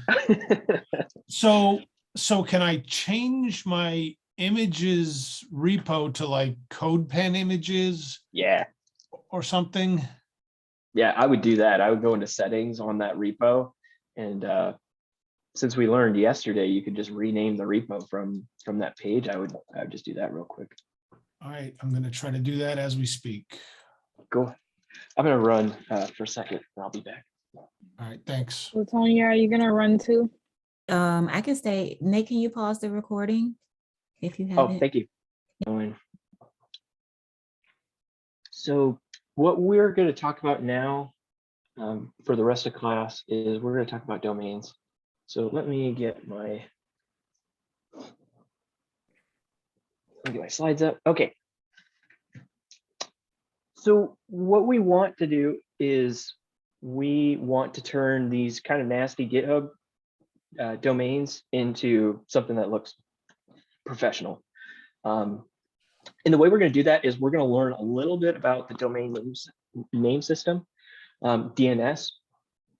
I just want to, I'm sure some people have heard of DNS, so bear with me if this is a refresher, but DNS is kind of a a big thing, but the easiest way to boil it down is it's the process by which we take the human readable names and we turn them into an IP address.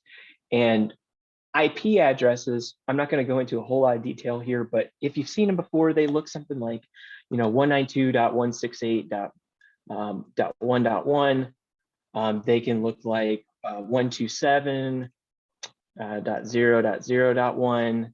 They can look like 10.0.2.1. So are people kind of familiar with seeing these numbers before on their computers? Heard of IP addresses before? Okay. Yeah. If you Yeah. haven't, no big deal. Go ahead. Like when you have to like program an extender or stuff like that, you have to like go into. I feel like I mainly see it when there's an error. A lot of people see it. A lot of people see it when they're going into their Wi-Fi administration panel. So usually it's like 192.168.1.1.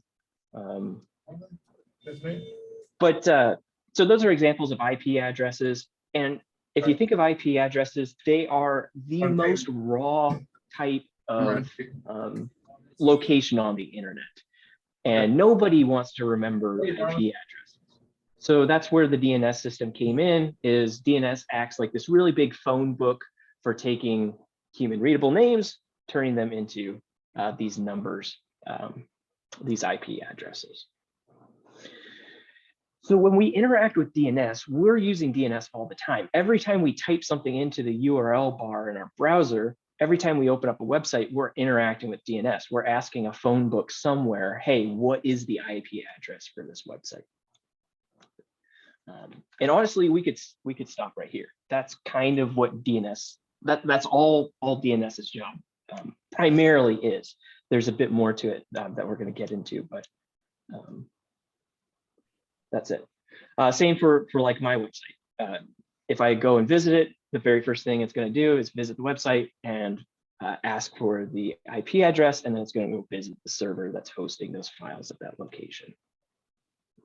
So the challenge that is presented to us is, how do we take the DNS entry, or the system that's taking our current username.github.io, how do we take that, which currently resolves to GitHub servers because we're hosting our content in GitHub Pages, how do we take that and make it point to the same thing but using our domain? That's where DNS comes in. So we're going to go and we're going to buy a domain, and then we're going to set DNS records to point to our GitHub page. That is the ultimate goal. But before we get into that, I just want to give a little bit more trivia about DNS. There are a number of free DNS providers. So if you ever want to explore using another DNS provider instead of using the one that's built in on your computer or the one that's given to you by ISP, these are some popular ones. I do want to throw out there, because I did teach the security module last time, it is possible for people to hijack DNS and send you to a location that you don't want to go to. One of the things that a lot of ISPs do is they monitor the DNS requests that you make. So if you're in control of your router, take a look sometime and see what the DNS settings are.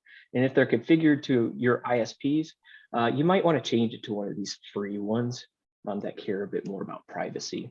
That's just a free tidbit. Your ISP, if you leave it set to your ISP, they could do things that you potentially don't want them to know. Okay, so DNS, when you buy a domain, you get the rights to entering in all the DNS records for that domain. So again, the phone book analogy, which I know is kind of outdated, but when you go and you buy a domain, you're literally buying the rights to entering in where that domain points, what someone sees when they go and visit that domain. Under the hood, you can inspect what DNS is doing. So we're going to get into a little terminal briefly here. If we pull open our terminal, just don't have to do this on your machine. You could just watch me on mine. But there is a command for inspecting DNS records or interacting with DNS. And the command is called dig, and it takes one argument, the domain name that you want to query.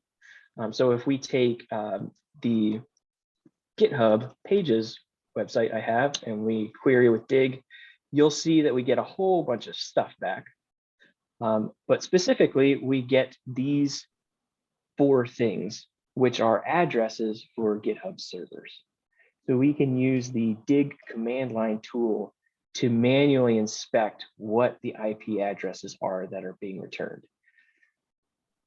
Now, I don't expect anybody to memorize what the IP addresses are. Like off the top of my head, I have no idea if these are actually GitHub's. I'm fairly certain these are GitHub's IP addresses, but the point here is that you can use dig to inspect them. And if, say, you were to move your domain name from pointing at GitHub to, let's say, pointing at AWS or pointing to Google Cloud or some other hosting provider, you could use dig to inspect and see whether the IP addresses have changed, whether the DNS entry has changed for your domain name. So just think of dig as a tool that allows you to manually inspect the DNS entries if the situation arises. And we'll actually use this here in a minute when we go and update our domain, buy our domain names and set them to GitHub Pages. So just bear with me for a second. There's also an option for specifying a specific DNS provider to query, but we don't need to do that just yet. So I've kind of said that DNS is pretty simple. It's take a human readable name and turn it into an IP address. And that's kind of the 10,000-foot view of DNS. If we dig a little bit deeper though, there's different types of things that DNS can do. And these are some of the common types of responses that DNS can send back. So the really common one is the A record. And if I open up the terminal, you'll see when I did this dig on deluxe.github.io, you'll see that there's this letter A. So these are all A records. And A records are kind of the simplest sort of DNS record. It just says, like a phone book, it just says, this domain name points to these IP addresses. So that's an A record in DNS terminology. Does somebody have a question?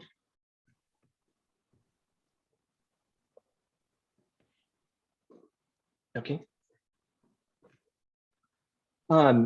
There's more. We'll also look at Cname records. That's actually what we're going to set up for ourselves, or more specifically, a variant of a Cname record.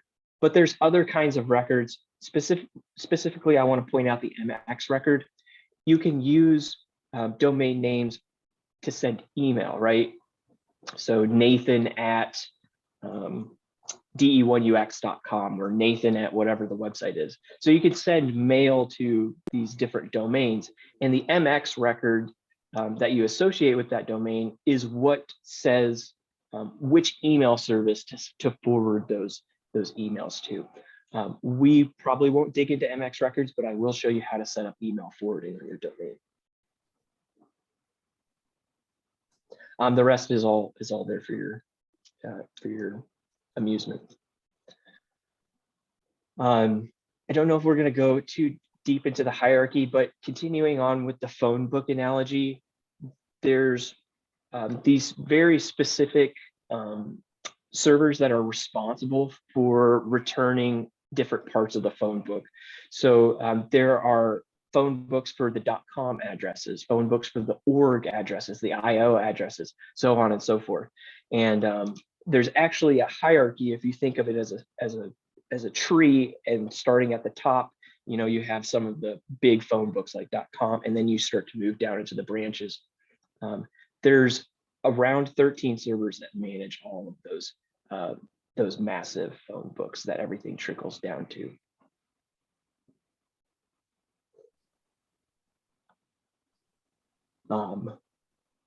And then this is kind of explaining a little bit of the terminology. Has anybody heard of a subdomain before? Yes.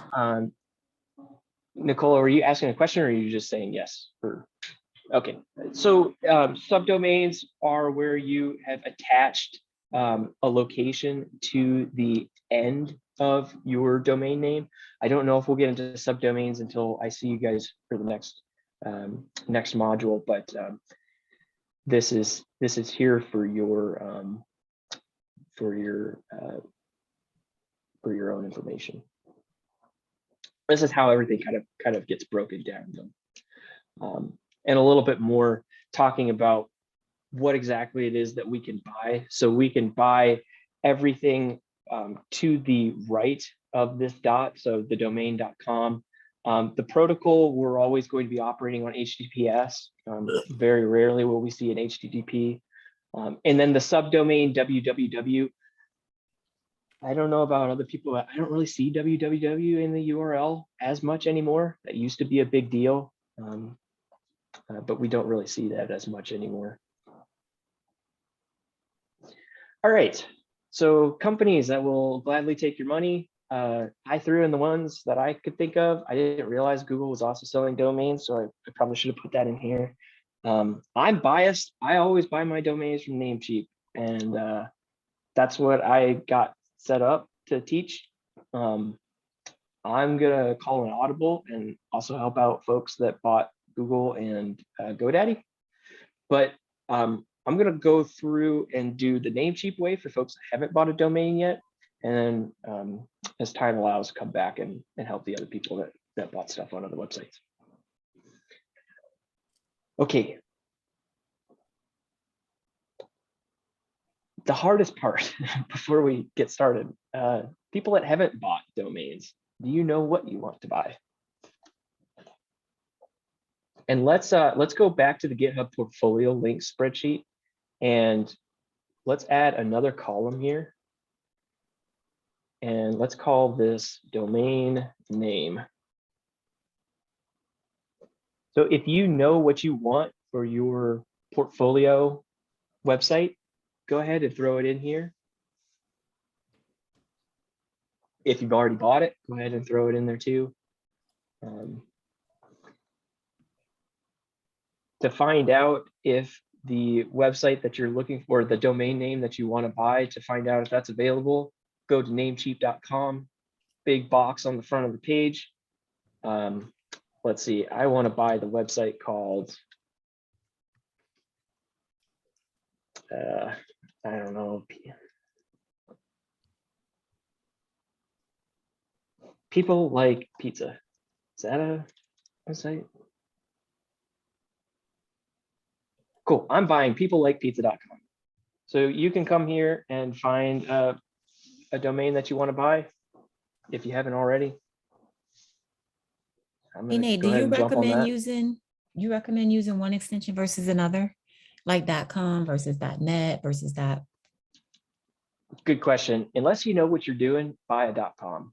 And if money is a big deal, like the difference between $7 and $2, if you want to go on the cheap, also just buy a .com. Don't try to save money and buy one of the cheaper ones, because what they do with the cheaper ones is they discount it the first time you buy it, but then after that, the price goes up. So .com is typically the most stable. And also when you talk to people, all they know is .com. They don't care if it's .io or .xyz or .lol or any of these other weird ones. So unless you really know what you're doing, just buy .com. But really great question. Well, what if I wanted to just go rogue? Are there any restrictions? Like, could I get a .org or .edu? Do you have to like prove stuff for certain ones? So the what is it called? The ICANN, the Internet Corporation for Assigned Names and Numbers. For a .edu, I know that you have to verify that you're an accredited educational organization with the ICANN. I don't think that there's anything you have to do for org. There's nothing you have to do for net. Oh man, but I could buy that pizza is a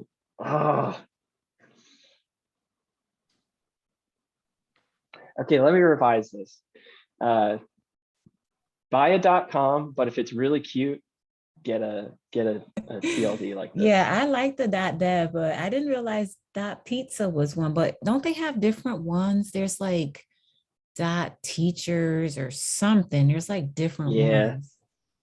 There's all kind. There's 400 more on here. I'm gonna just recommend buy.com if you can. I have a question. You said unless you know what you're doing, you want elaborate on that? Like what do you Let me give a personal example. So I bought a domain name that had XYZ and I used it to host my own email. And you know, when you go to the store and someone's like, you know, you buy something, they're like, well, what's your email? Or, you know, you go to anywhere and you verbally have to tell someone your email. It's really hard to tell them that it's Nathan at de1ux.xyz because people just look at you and go, what? You mean .com? So that's what I mean by, unless you know what you're doing, it's kind of hard to talk about some of these domains. People expect to hear .com and they get really confused when you say, no, it's my website .tech or my website .autos or .beauty. If that's not a concern of yours, then by all means do what you want. But if the goal is to build a portfolio website that you can kind of share or put on a business card or you know, that sort of thing, I would recommend getting a .com. But also Nate, you do you. Yep. And if you bought a .com, aren't those the ones that people tend to want to hijack? Like if someone is trying to blackmail you for your name, don't they usually do the .com? You know how someone will see you and they want to like get it and make you pay for it? Yeah. Yeah. So it's .com safer is with way, .com. well, .com is way more popular. So like people will squat on domains. Oh, that's what you call it, squat? Yeah.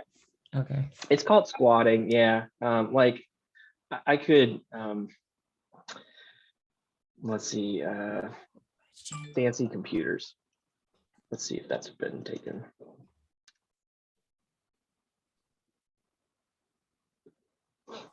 No, that's taken. I'm not going to come up with a good example, but you guys know, like there are premium domains that are usually like simple, concise words.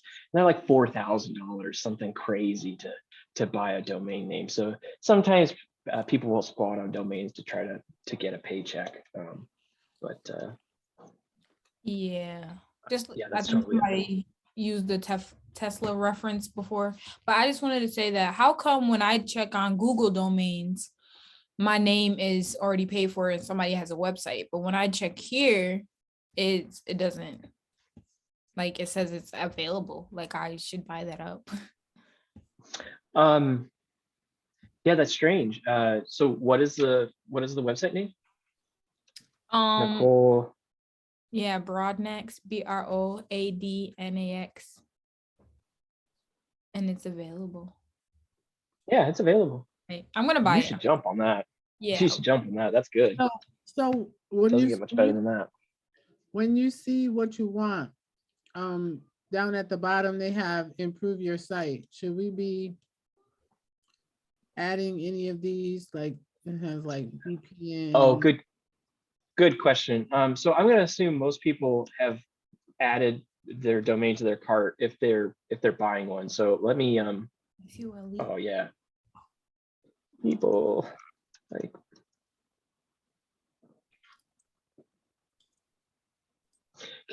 I'm just not being creative. Can someone give me a better domain name than this? So are you looking for one that's squatted on or just a better name? Just just tell me something, I'll buy it. Oh, I was gonna do Casting Pro for my capstone, but I'm no longer doing that. But I know they have a Casting Pro, so. What about Hack Upstate? No, you can't do that. What you doing for your babies? Yeah, Daddy of two. Daddy of two, unless you plan on having another one. I like Christy's idea. I'm gonna go and squat on a on a hack upstate domain and try to get Jesse to That's so pay funny. it. Or what about cohort 3? Cohort 3? Mhm. Oh, that'd be good. Yeah. Okay. Let me see. Let me see if I can get cohort 3. Name sheet. WordPress. Cohort 3. Yeah, no way. Can I get What? $1,000? Put careers in code in there. See if that comes up. there we go. Got it. I'm the owner of cohort 3. Cool. All right. So I'm gonna add that to my account. I'm not gonna add any of this other stuff. I don't need SSL because we're gonna use GitHub Pages to do the hosting. So what about I was able to address? What about the free email? Is that the no? absolutely don't do any of that stuff. They're trying to nickel and dime you for all kinds of little add-ons. You really don't need any of it. Okay. Like with Namecheap, it does this domain privacy deal. They're required to give this to you by law. So this whole like it's free forever. Yeah, no duh. It's required. Don't add any of this other stuff. You really don't need premium DNS. Like I don't even know what premium DNS means. What does it mean? What it says like 1 year registration. So we're just paying $6 for 1 year. For 1 year, exactly. Oh, so maybe I should be paying for like 3 years then. So the way that domain names work, you're gonna get a message to remind you to renew like 30 days before. And then even if you let it expire, there's a grace period of like 2 weeks or so, I think, for you to continue to renew it. So don't feel too pressured to throw a bunch of cash down for several years. Like you can go a year at a time. Okay, thanks. Okay.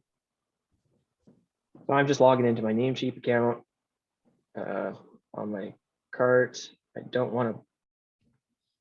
Oh, yep, I do want to renew that. That's fine. Okay, I'm going to stop sharing so you guys don't see this.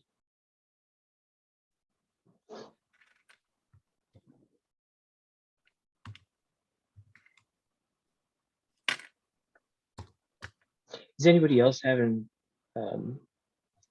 any questions or have any problems buying a domain name? I just don't know what I want to name mine, so I'm just here pondering. Yeah. Hard. I think if you can get your name, that's a really good one.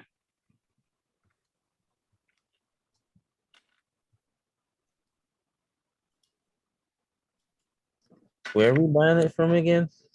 If you don't mind. Namecheap. Mhm. And then yeah, Careers in Code does give a stipend for this, so you should definitely get your money back for buying the domain.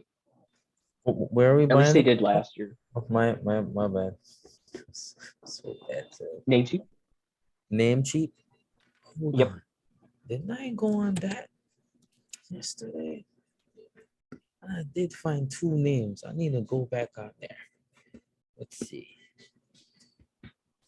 Search. Okay. Oh. Uh-huh. All right. Which one is it? Might be these 2 right here. Yep. So where we're at now is if you've got a domain name, throw it into the GitHub portfolio links on the slide. If you've thought of a good name, please buy it on Namecheap. If you can't think of a good name, no problem. No pressure. There's 2404 door. I just called on the X. It's the new patient. Mute yourself. I got him. Okay. I just want to I know you just said this, but and we're not doing premium. I'm just getting to the money part. Okay. Yeah, no, okay. Has did anybody buy a domain name? Has anybody already gotten it? I have mine from Shantina, you got one? Yeah, I You got had one mine from previously, and I just, Okay. you know, keep renewing it. Okay, Shantina, are you on Namecheap? Yes, I am. Yes. Very nice. Okay. I have one on Namecheap, but it's not for my portfolio. So. Okay. All right, for the people that are doing Namecheap, the recording will be here. The slides, I've written out all the steps for Namecheap. I'm just gonna blow through this really quick, and then the people that have other hosts, we will figure out how to make those work. So let me show you what you need to do with Namecheap. So the first thing that you need to do is make sure that the Namecheap basic DNS is selected.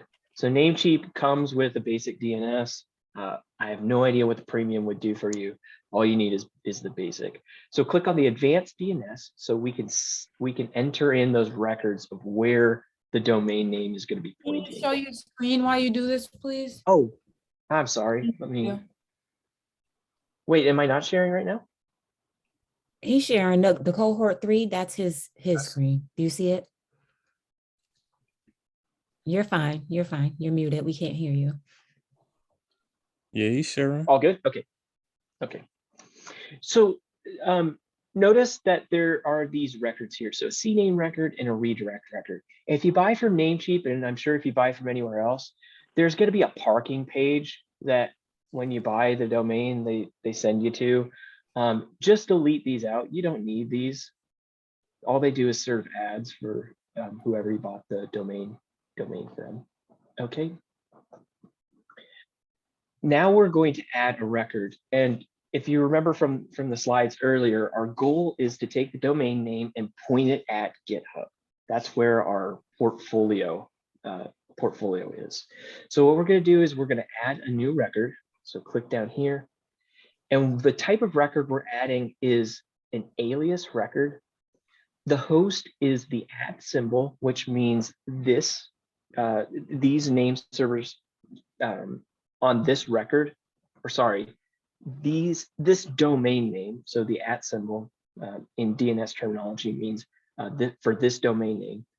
The value is the location, or sorry, the GitHub Pages URL. So mine was deluxe.github.io.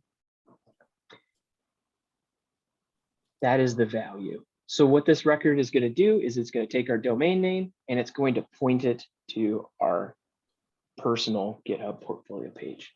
Was that last Notice period that- added by, oh, I'm sorry for interrupting. No, Was you're that right. last, okay. I was just wondering if that last period was necessary. Did they add that, or did you add that, or? I added it. It's part of the alias record. So just make sure you have a period at the end of it. Okay, thank you. I definitely added it. Yep. And then the last thing, the time to live, we can just leave as automatic. And then click the green check mark. So save our changes. And then we're done. This domain now, cohort3.com, will point to this de1ux.github.io. So go to it in the browser. Right now, it's going to say server not found. And the reason why is because it takes a while for the entries in that phone book to reach the browser, for them to be updated. So that's where the tool, the dig tool, comes in handy, is we can query to see what the DNS records are that we just set in Namecheap. We can see what they look like in the terminal, so we can know when they've updated. So right now, if I do a query, you'll see that it's returning something that I didn't set. I didn't make an SOA record with these values. So I know that the DNS records haven't updated yet for the domain. And it could take up to 24 hours for those domain, for those records to take effect. So just be patient. It's going to take a little while for this to propagate. All right. Questions?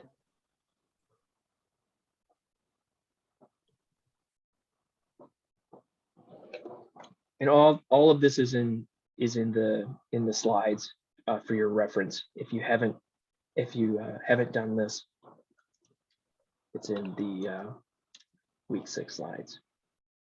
And I'm happy to go over it again when people buy their domains. Yeah, I was in the process of paying while you were doing that, so I saw what you did and I got to the dashboard, but then I'll wait for others so we can oh, okay, here it is. Okay. Yep. So these are all the steps that I just went through. But to summarize, it's go to the Advanced DNS tab, clear out whatever, click the trash can on whatever records are already in there. Click the Add a New Record. Make sure it's of type alias record. The host should be the @ symbol, and the value should be whatever your GitHub portfolio So it website is. says Cname record and URL redirect record. You saying delete those? Delete, but yep, all of them. All you want to have when things are all said and done, all you want to have is one record pointing to your GitHub page. So if you see any, delete them, wipe them out. Okay. Okay. Action.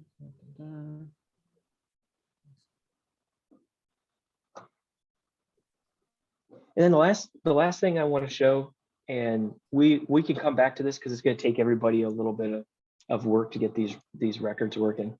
But the last thing I want to show is if you host with Namecheap, you could do email forwarding. So anything sent to like Nathan@cohort3.com, you could set up email forwarding to forward to your Gmail or forward to whatever email it is you use.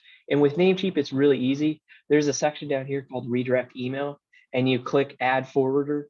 And all you have to do is, like, if I wanted Nathan@cohort3.com to all that email to get sent to my Gmail, all I would do is type in the alias that I want to use, so Nathan@cohort3, and I would have it forward to my personal Gmail.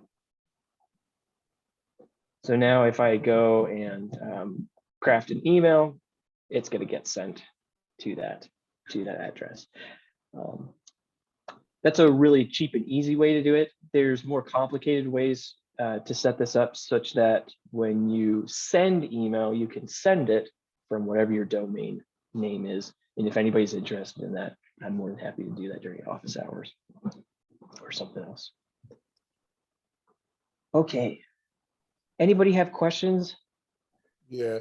Nate, did we Thoughts? talk about like being an actual web host in this class? Can you put the slide back up? Yep. Thank you. Larry, to answer your question, we will the next time that we meet. So the next DevOps module, we're going to look at application hosting. Like, we're not going to be just serving static files anymore. We're going to be serving a true application. Does that answer your question? No, I mean in the sense that if I said, you know what, hey, I know 10 businesses that want a website, and I say, okay, well, I'll design and host your website.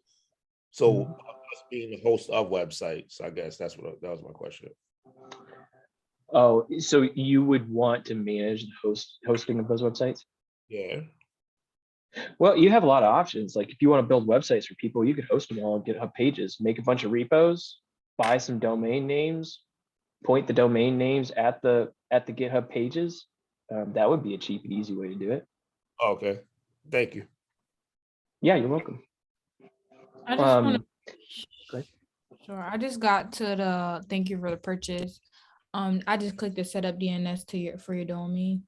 That's the next step. Or do I just go to account, which I'm not seeing? On these slides, you gotta go to the dashboard.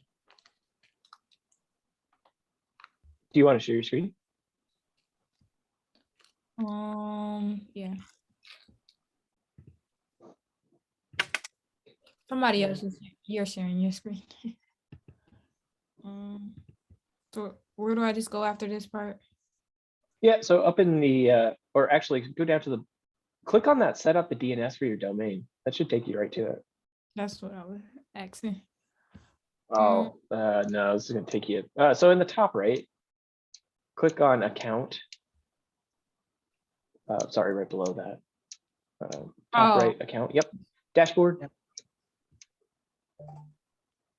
Scroll down. Click on see to the very right, manage. Yep. All right. Yep. Advanced DNS. All this looks good.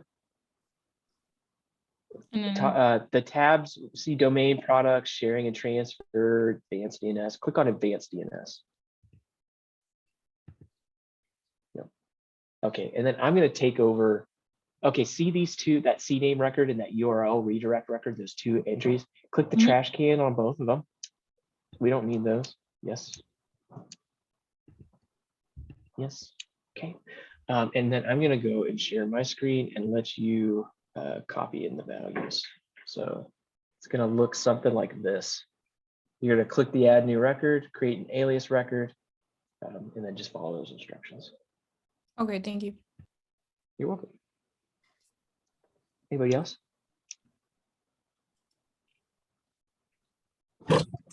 Nate. Yes.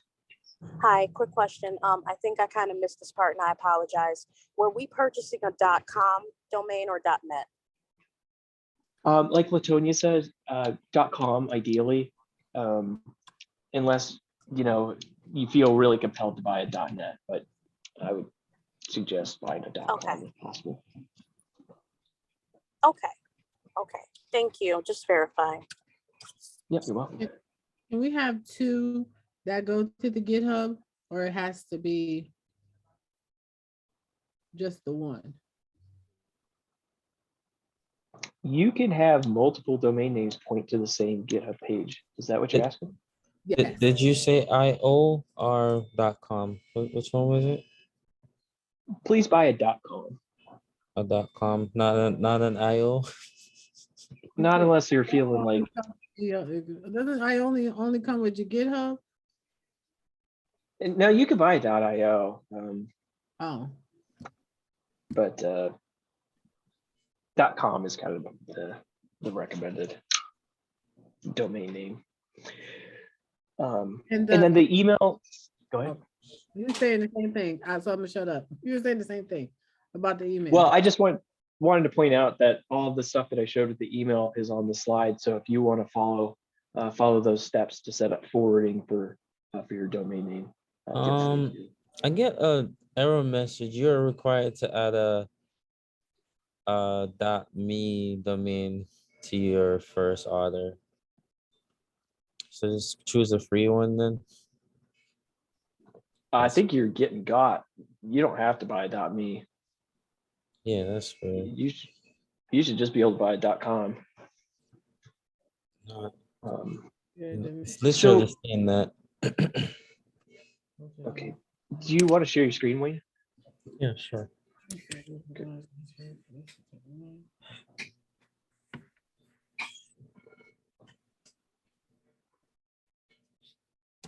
You're required to buy a .me.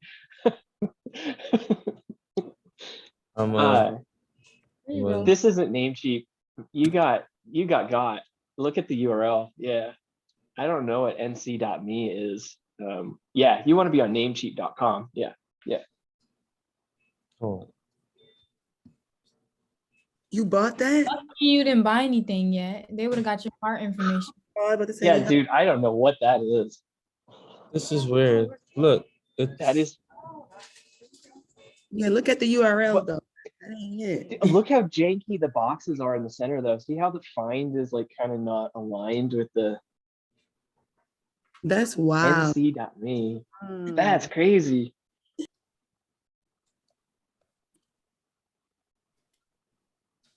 nc.me. If somebody's teaching security in this cohort, I'm gonna send them that because that's a good phishing example. That's pretty good. Man, if they wanted to steal your credit card, I don't know why they would make a stink about you having to buy a .me. They should just say, okay, we'll take whatever you want to buy. Just give us the credit card.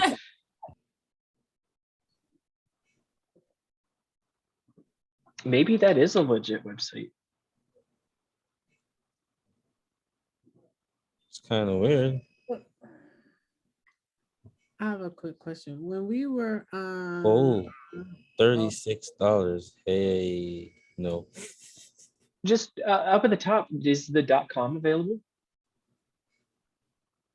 Yeah, it's available. $6, $6.98. Are you good with that domain name? Yeah, it's the first one. I'm not picky. Okay.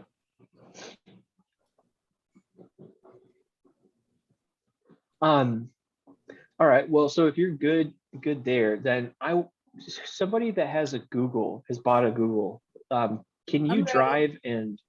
I'm ready. Okay, Christy, do you want to share your screen? Yep, And let's I'm figure out right how there. to. Right there. Okay. What's going on? Wayne has to stop sharing. Oh yeah, hold on. Okay, share screen.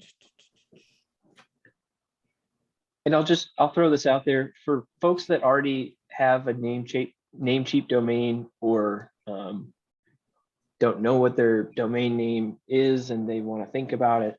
Feel free to drop off or stick around and watch. It's up to you. We're just going to be working on these domains for the next 15-ish minutes. Okay, so you're already in Google Domains, cool. And you're on your domain, you're on the DNS section. This looks great. So let's go and let's select and scroll down. You don't have an alias record. Okay, so Cname, click on Cname. Let's make a Cname record. CNA, see the CNA. Yep. Host name, let's make that the @ symbol. And then under data, let's make that whatever your github.io URL is.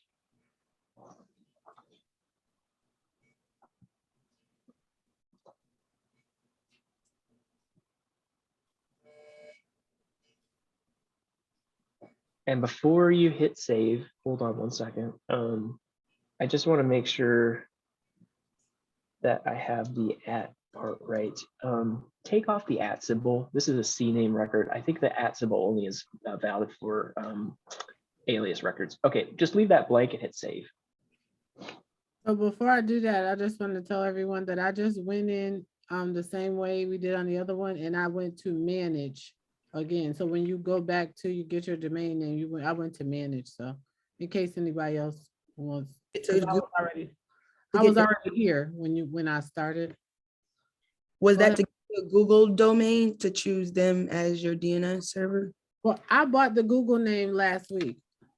So I bought it last week when Max first introduced it.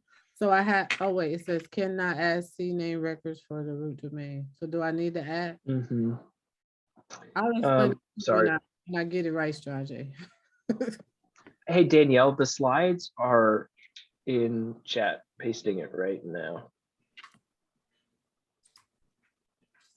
Yeah, add Cname records for the root domain.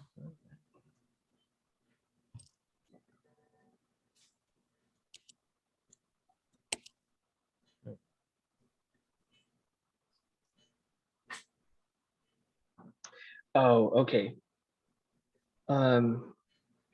So go to, so instead of doing in a Cname record, we're going to do A records. So switch, to type A record. An A DNS record is a really simple kind of DNS record. It's just what the domain name is and the IP address. So change the data. Here's the IP address for GitHub. So get ready to type in that data box. The numbers, type in the numbers 185.199.108.153. Okay, and then hit save.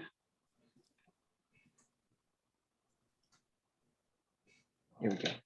And the number that I'm getting that from, I'll paste that here in chat. Those are the GitHub IPs and they come from the documentation. So I wasn't just pulling that number out of my head. They're from the GitHub Pages docs. So now, Christy Harlow, now we should check to see if we can reach it. So can you go and visit that website?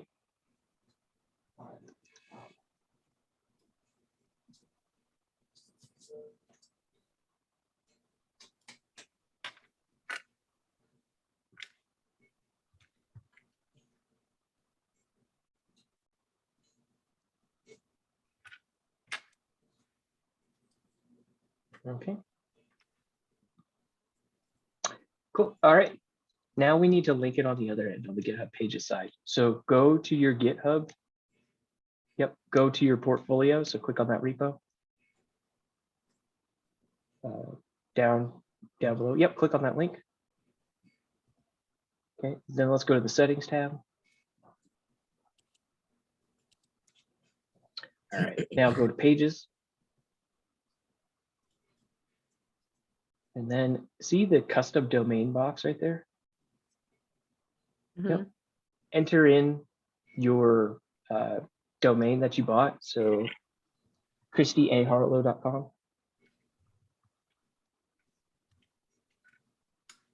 And save. And what if you want to have more than one domain point to that site? So the other domains, you would make those A records and point them at, oh, that's a good question, because you can only set the one custom domain here.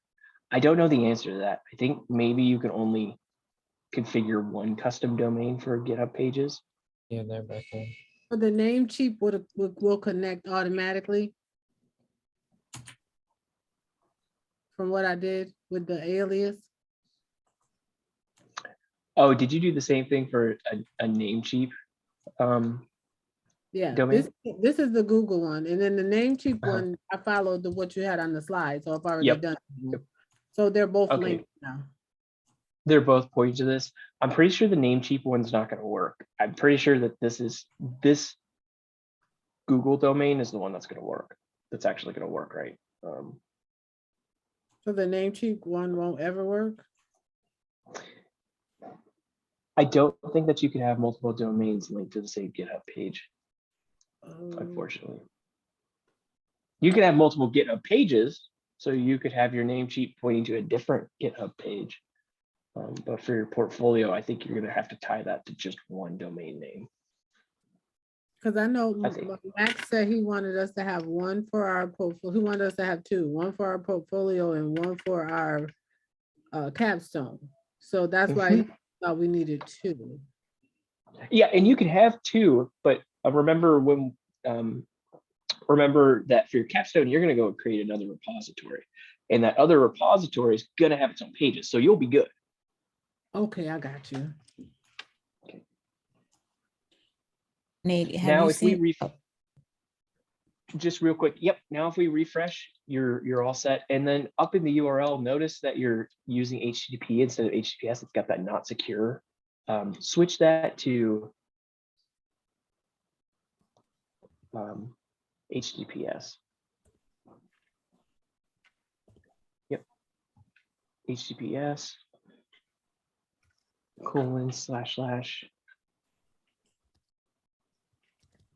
Keyboard is acting crazy. It's not like it's a colon after the S. oh.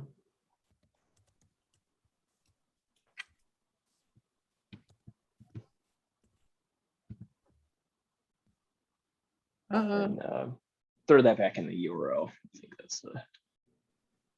Wait, what the?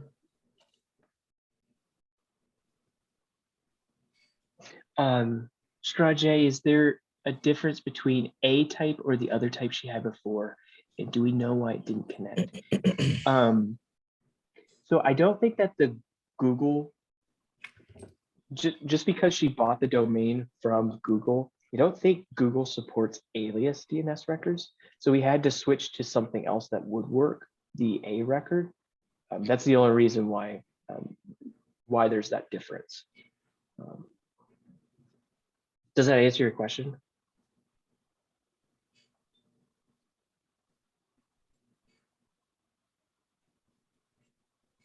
Basically, copy and paste the URL from the search box and put it in the address bar.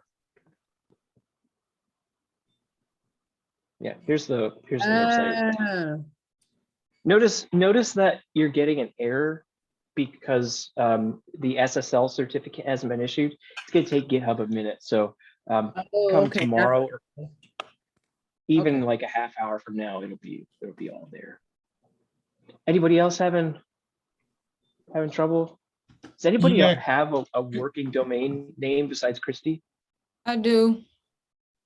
Nice, very nice. Yes, so mine's working, but I had gotten both dougrusin.com and douglasrusin.com. But if I got the douglasrusin.com pointing to GitHub, but if I can only have one, I'd rather it be the Doug Rusin. So can I change that at this point? And they're both on Google. Yes. We can make one redirect to the other. Are you okay with that? Sure. Would that be a delay for him, Nate? If he redirects, would there be some kind of delay for the user before? Good point. Yeah, good point. Because it will make two requests. You'll make a request to visit the first website, which will then cause a request to the next website. Hey, Doug, let me think about it, and then we'll work on it next class. Because I know there's an elegant way to do this with DNS. I just have to. I don't keep this in my head. I'll have to go look it up on Google, to be honest. Okay. Is there a way to, with the one that I already have set up, tell it to stop pointing at Google and then just set the other one up for now? Yeah, I think you'll have to look into that, though. It's, from what I've experienced in the past, it's a pain to try to transition those things between, like, from Google to Namecheap. If that's what is that what you're talking about? I mean, so I've got Douglas Rusin pointing to the GitHub site, and can I tell that one not to point there and then just set up the Doug Rusin to point there? Yeah, so delete the DNS records. If you have an A record, if you set it up like Christy, if you have A records, delete them off of the Douglas Rusin. And yeah, exactly. And then make an A record on Doug Rusin. So copy, before you delete this, copy that IP address and yep. Manage custom records, I think will give you a way to, yep, trash can it. Save. And then let's go to the other one, the other domain. Where did that Top come left, from? all my domains. Oh yeah. DNS on the left, perfect. And then it's a record, yep. And then paste that in the data. Save. And then Nothing for in host name, it's inferred. Yep, you're all good there. So just save.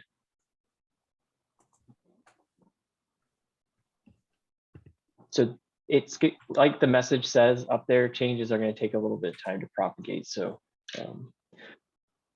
Larry, what do you got? So my domain name is from GoDaddy. How would I transfer that over? Transferring is super painful. It's probably just better to stick with GoDaddy and figure out how to make DNS records there. Do you want to share your screen and we can try to do that? Okay. It's good practice. So I just got a quick question, Larry, before you. So somebody put the HTTPS Christy Harlow in the chat, and I clicked on it, and when I clicked on it, my portfolio site came up. So that we live? Are we live? We're live. Oh my God! Okay. I'm real. I'm real. Your web presence. Yeah.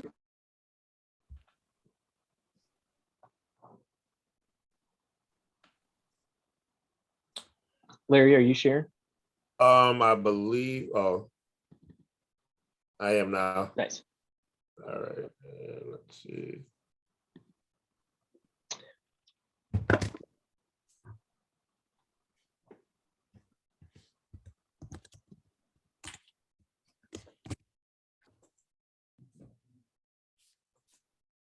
We can't find the associated.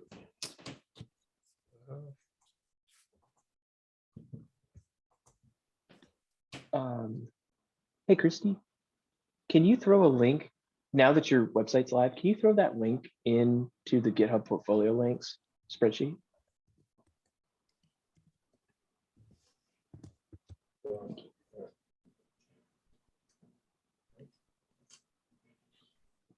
Ay, ay, ay.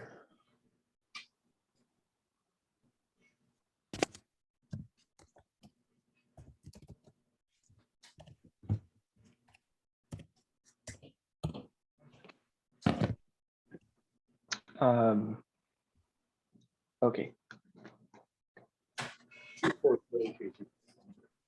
Domains. Oh, cool. You got a bunch. That's cool. I do too. But I think you have more than me. 23. That's all right. Here we a go. number. Click on DNS or manage. Yeah, that looks promising. DNS. Yep.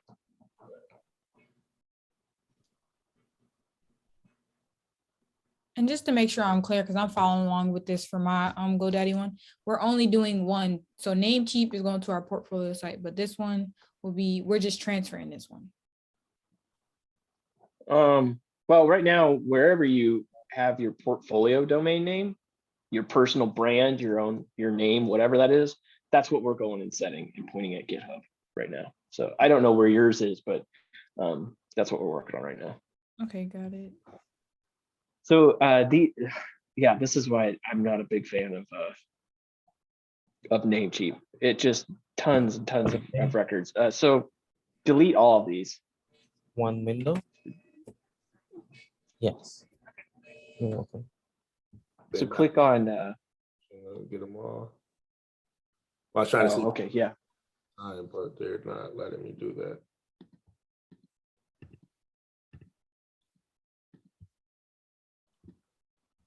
Oh my goodness, there's pages of it. Getting rid of the Cname, what is that? These are all parking pages that that GoDaddy creates for you. Some of them serve ads, like just a bunch of junk. They won't let me. And they won't let you get rid of the name servers. So see where it says using default name servers? In that name servers box below. Click change, yeah. What's that do? That to my domain. To click on that enter my own name servers. What does that do? Okay, so we don't want to do this. Never mind. X out of this. Yeah.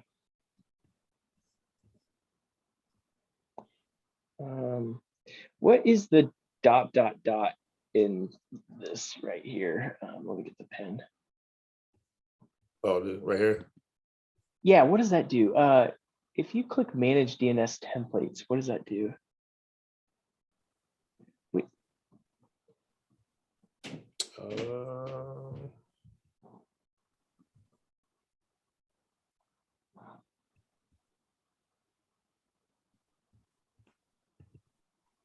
Okay, whatever. So go back. Let's make an A record and let's just see if this works. If it doesn't, we can do some more tweaking. So yeah, just go back to the DNS. Click the add button. Let's make an A record. Or what types do they have available? Do they have an alias? No. So let's do an A record. Yep. The value is going to be 185.199.108.153. And leave TTL to default. That's fine. And click add record. Bottom left or mid screen left. Oh, does it want? Do you have to set a time to live the TTL? Could set that to a half hour. And then for the name, just make that IamLarryGoodman.com.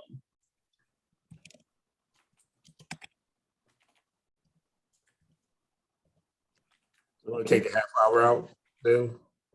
Let's just leave half hour and it's fine. It just means that it's going to expire in a half hour and get renewed, which is totally fine.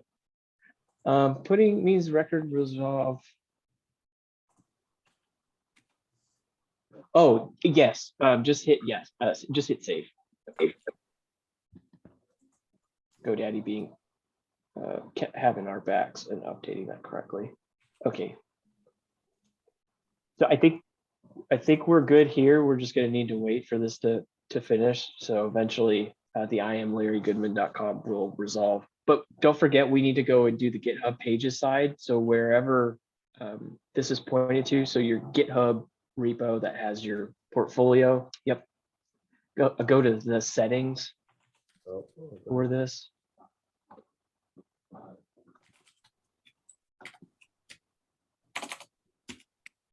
Click on, yep, exactly. And then under custom, yep, you're already on it.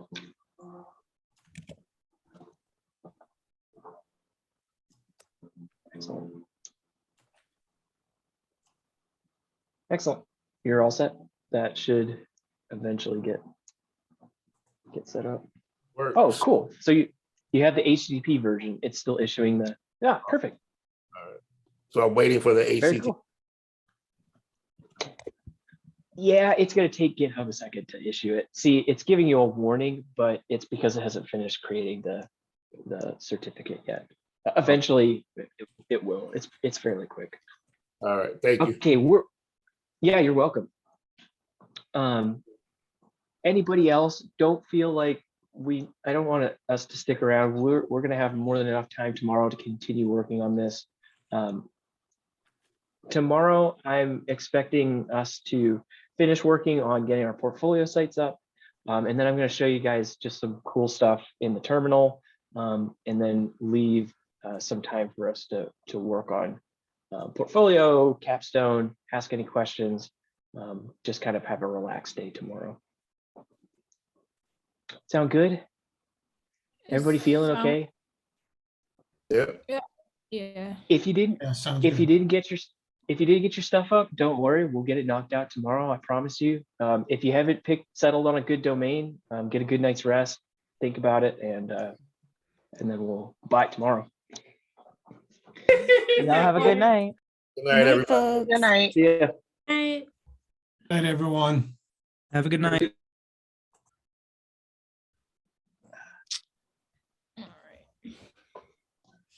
I'm gonna have to talk to after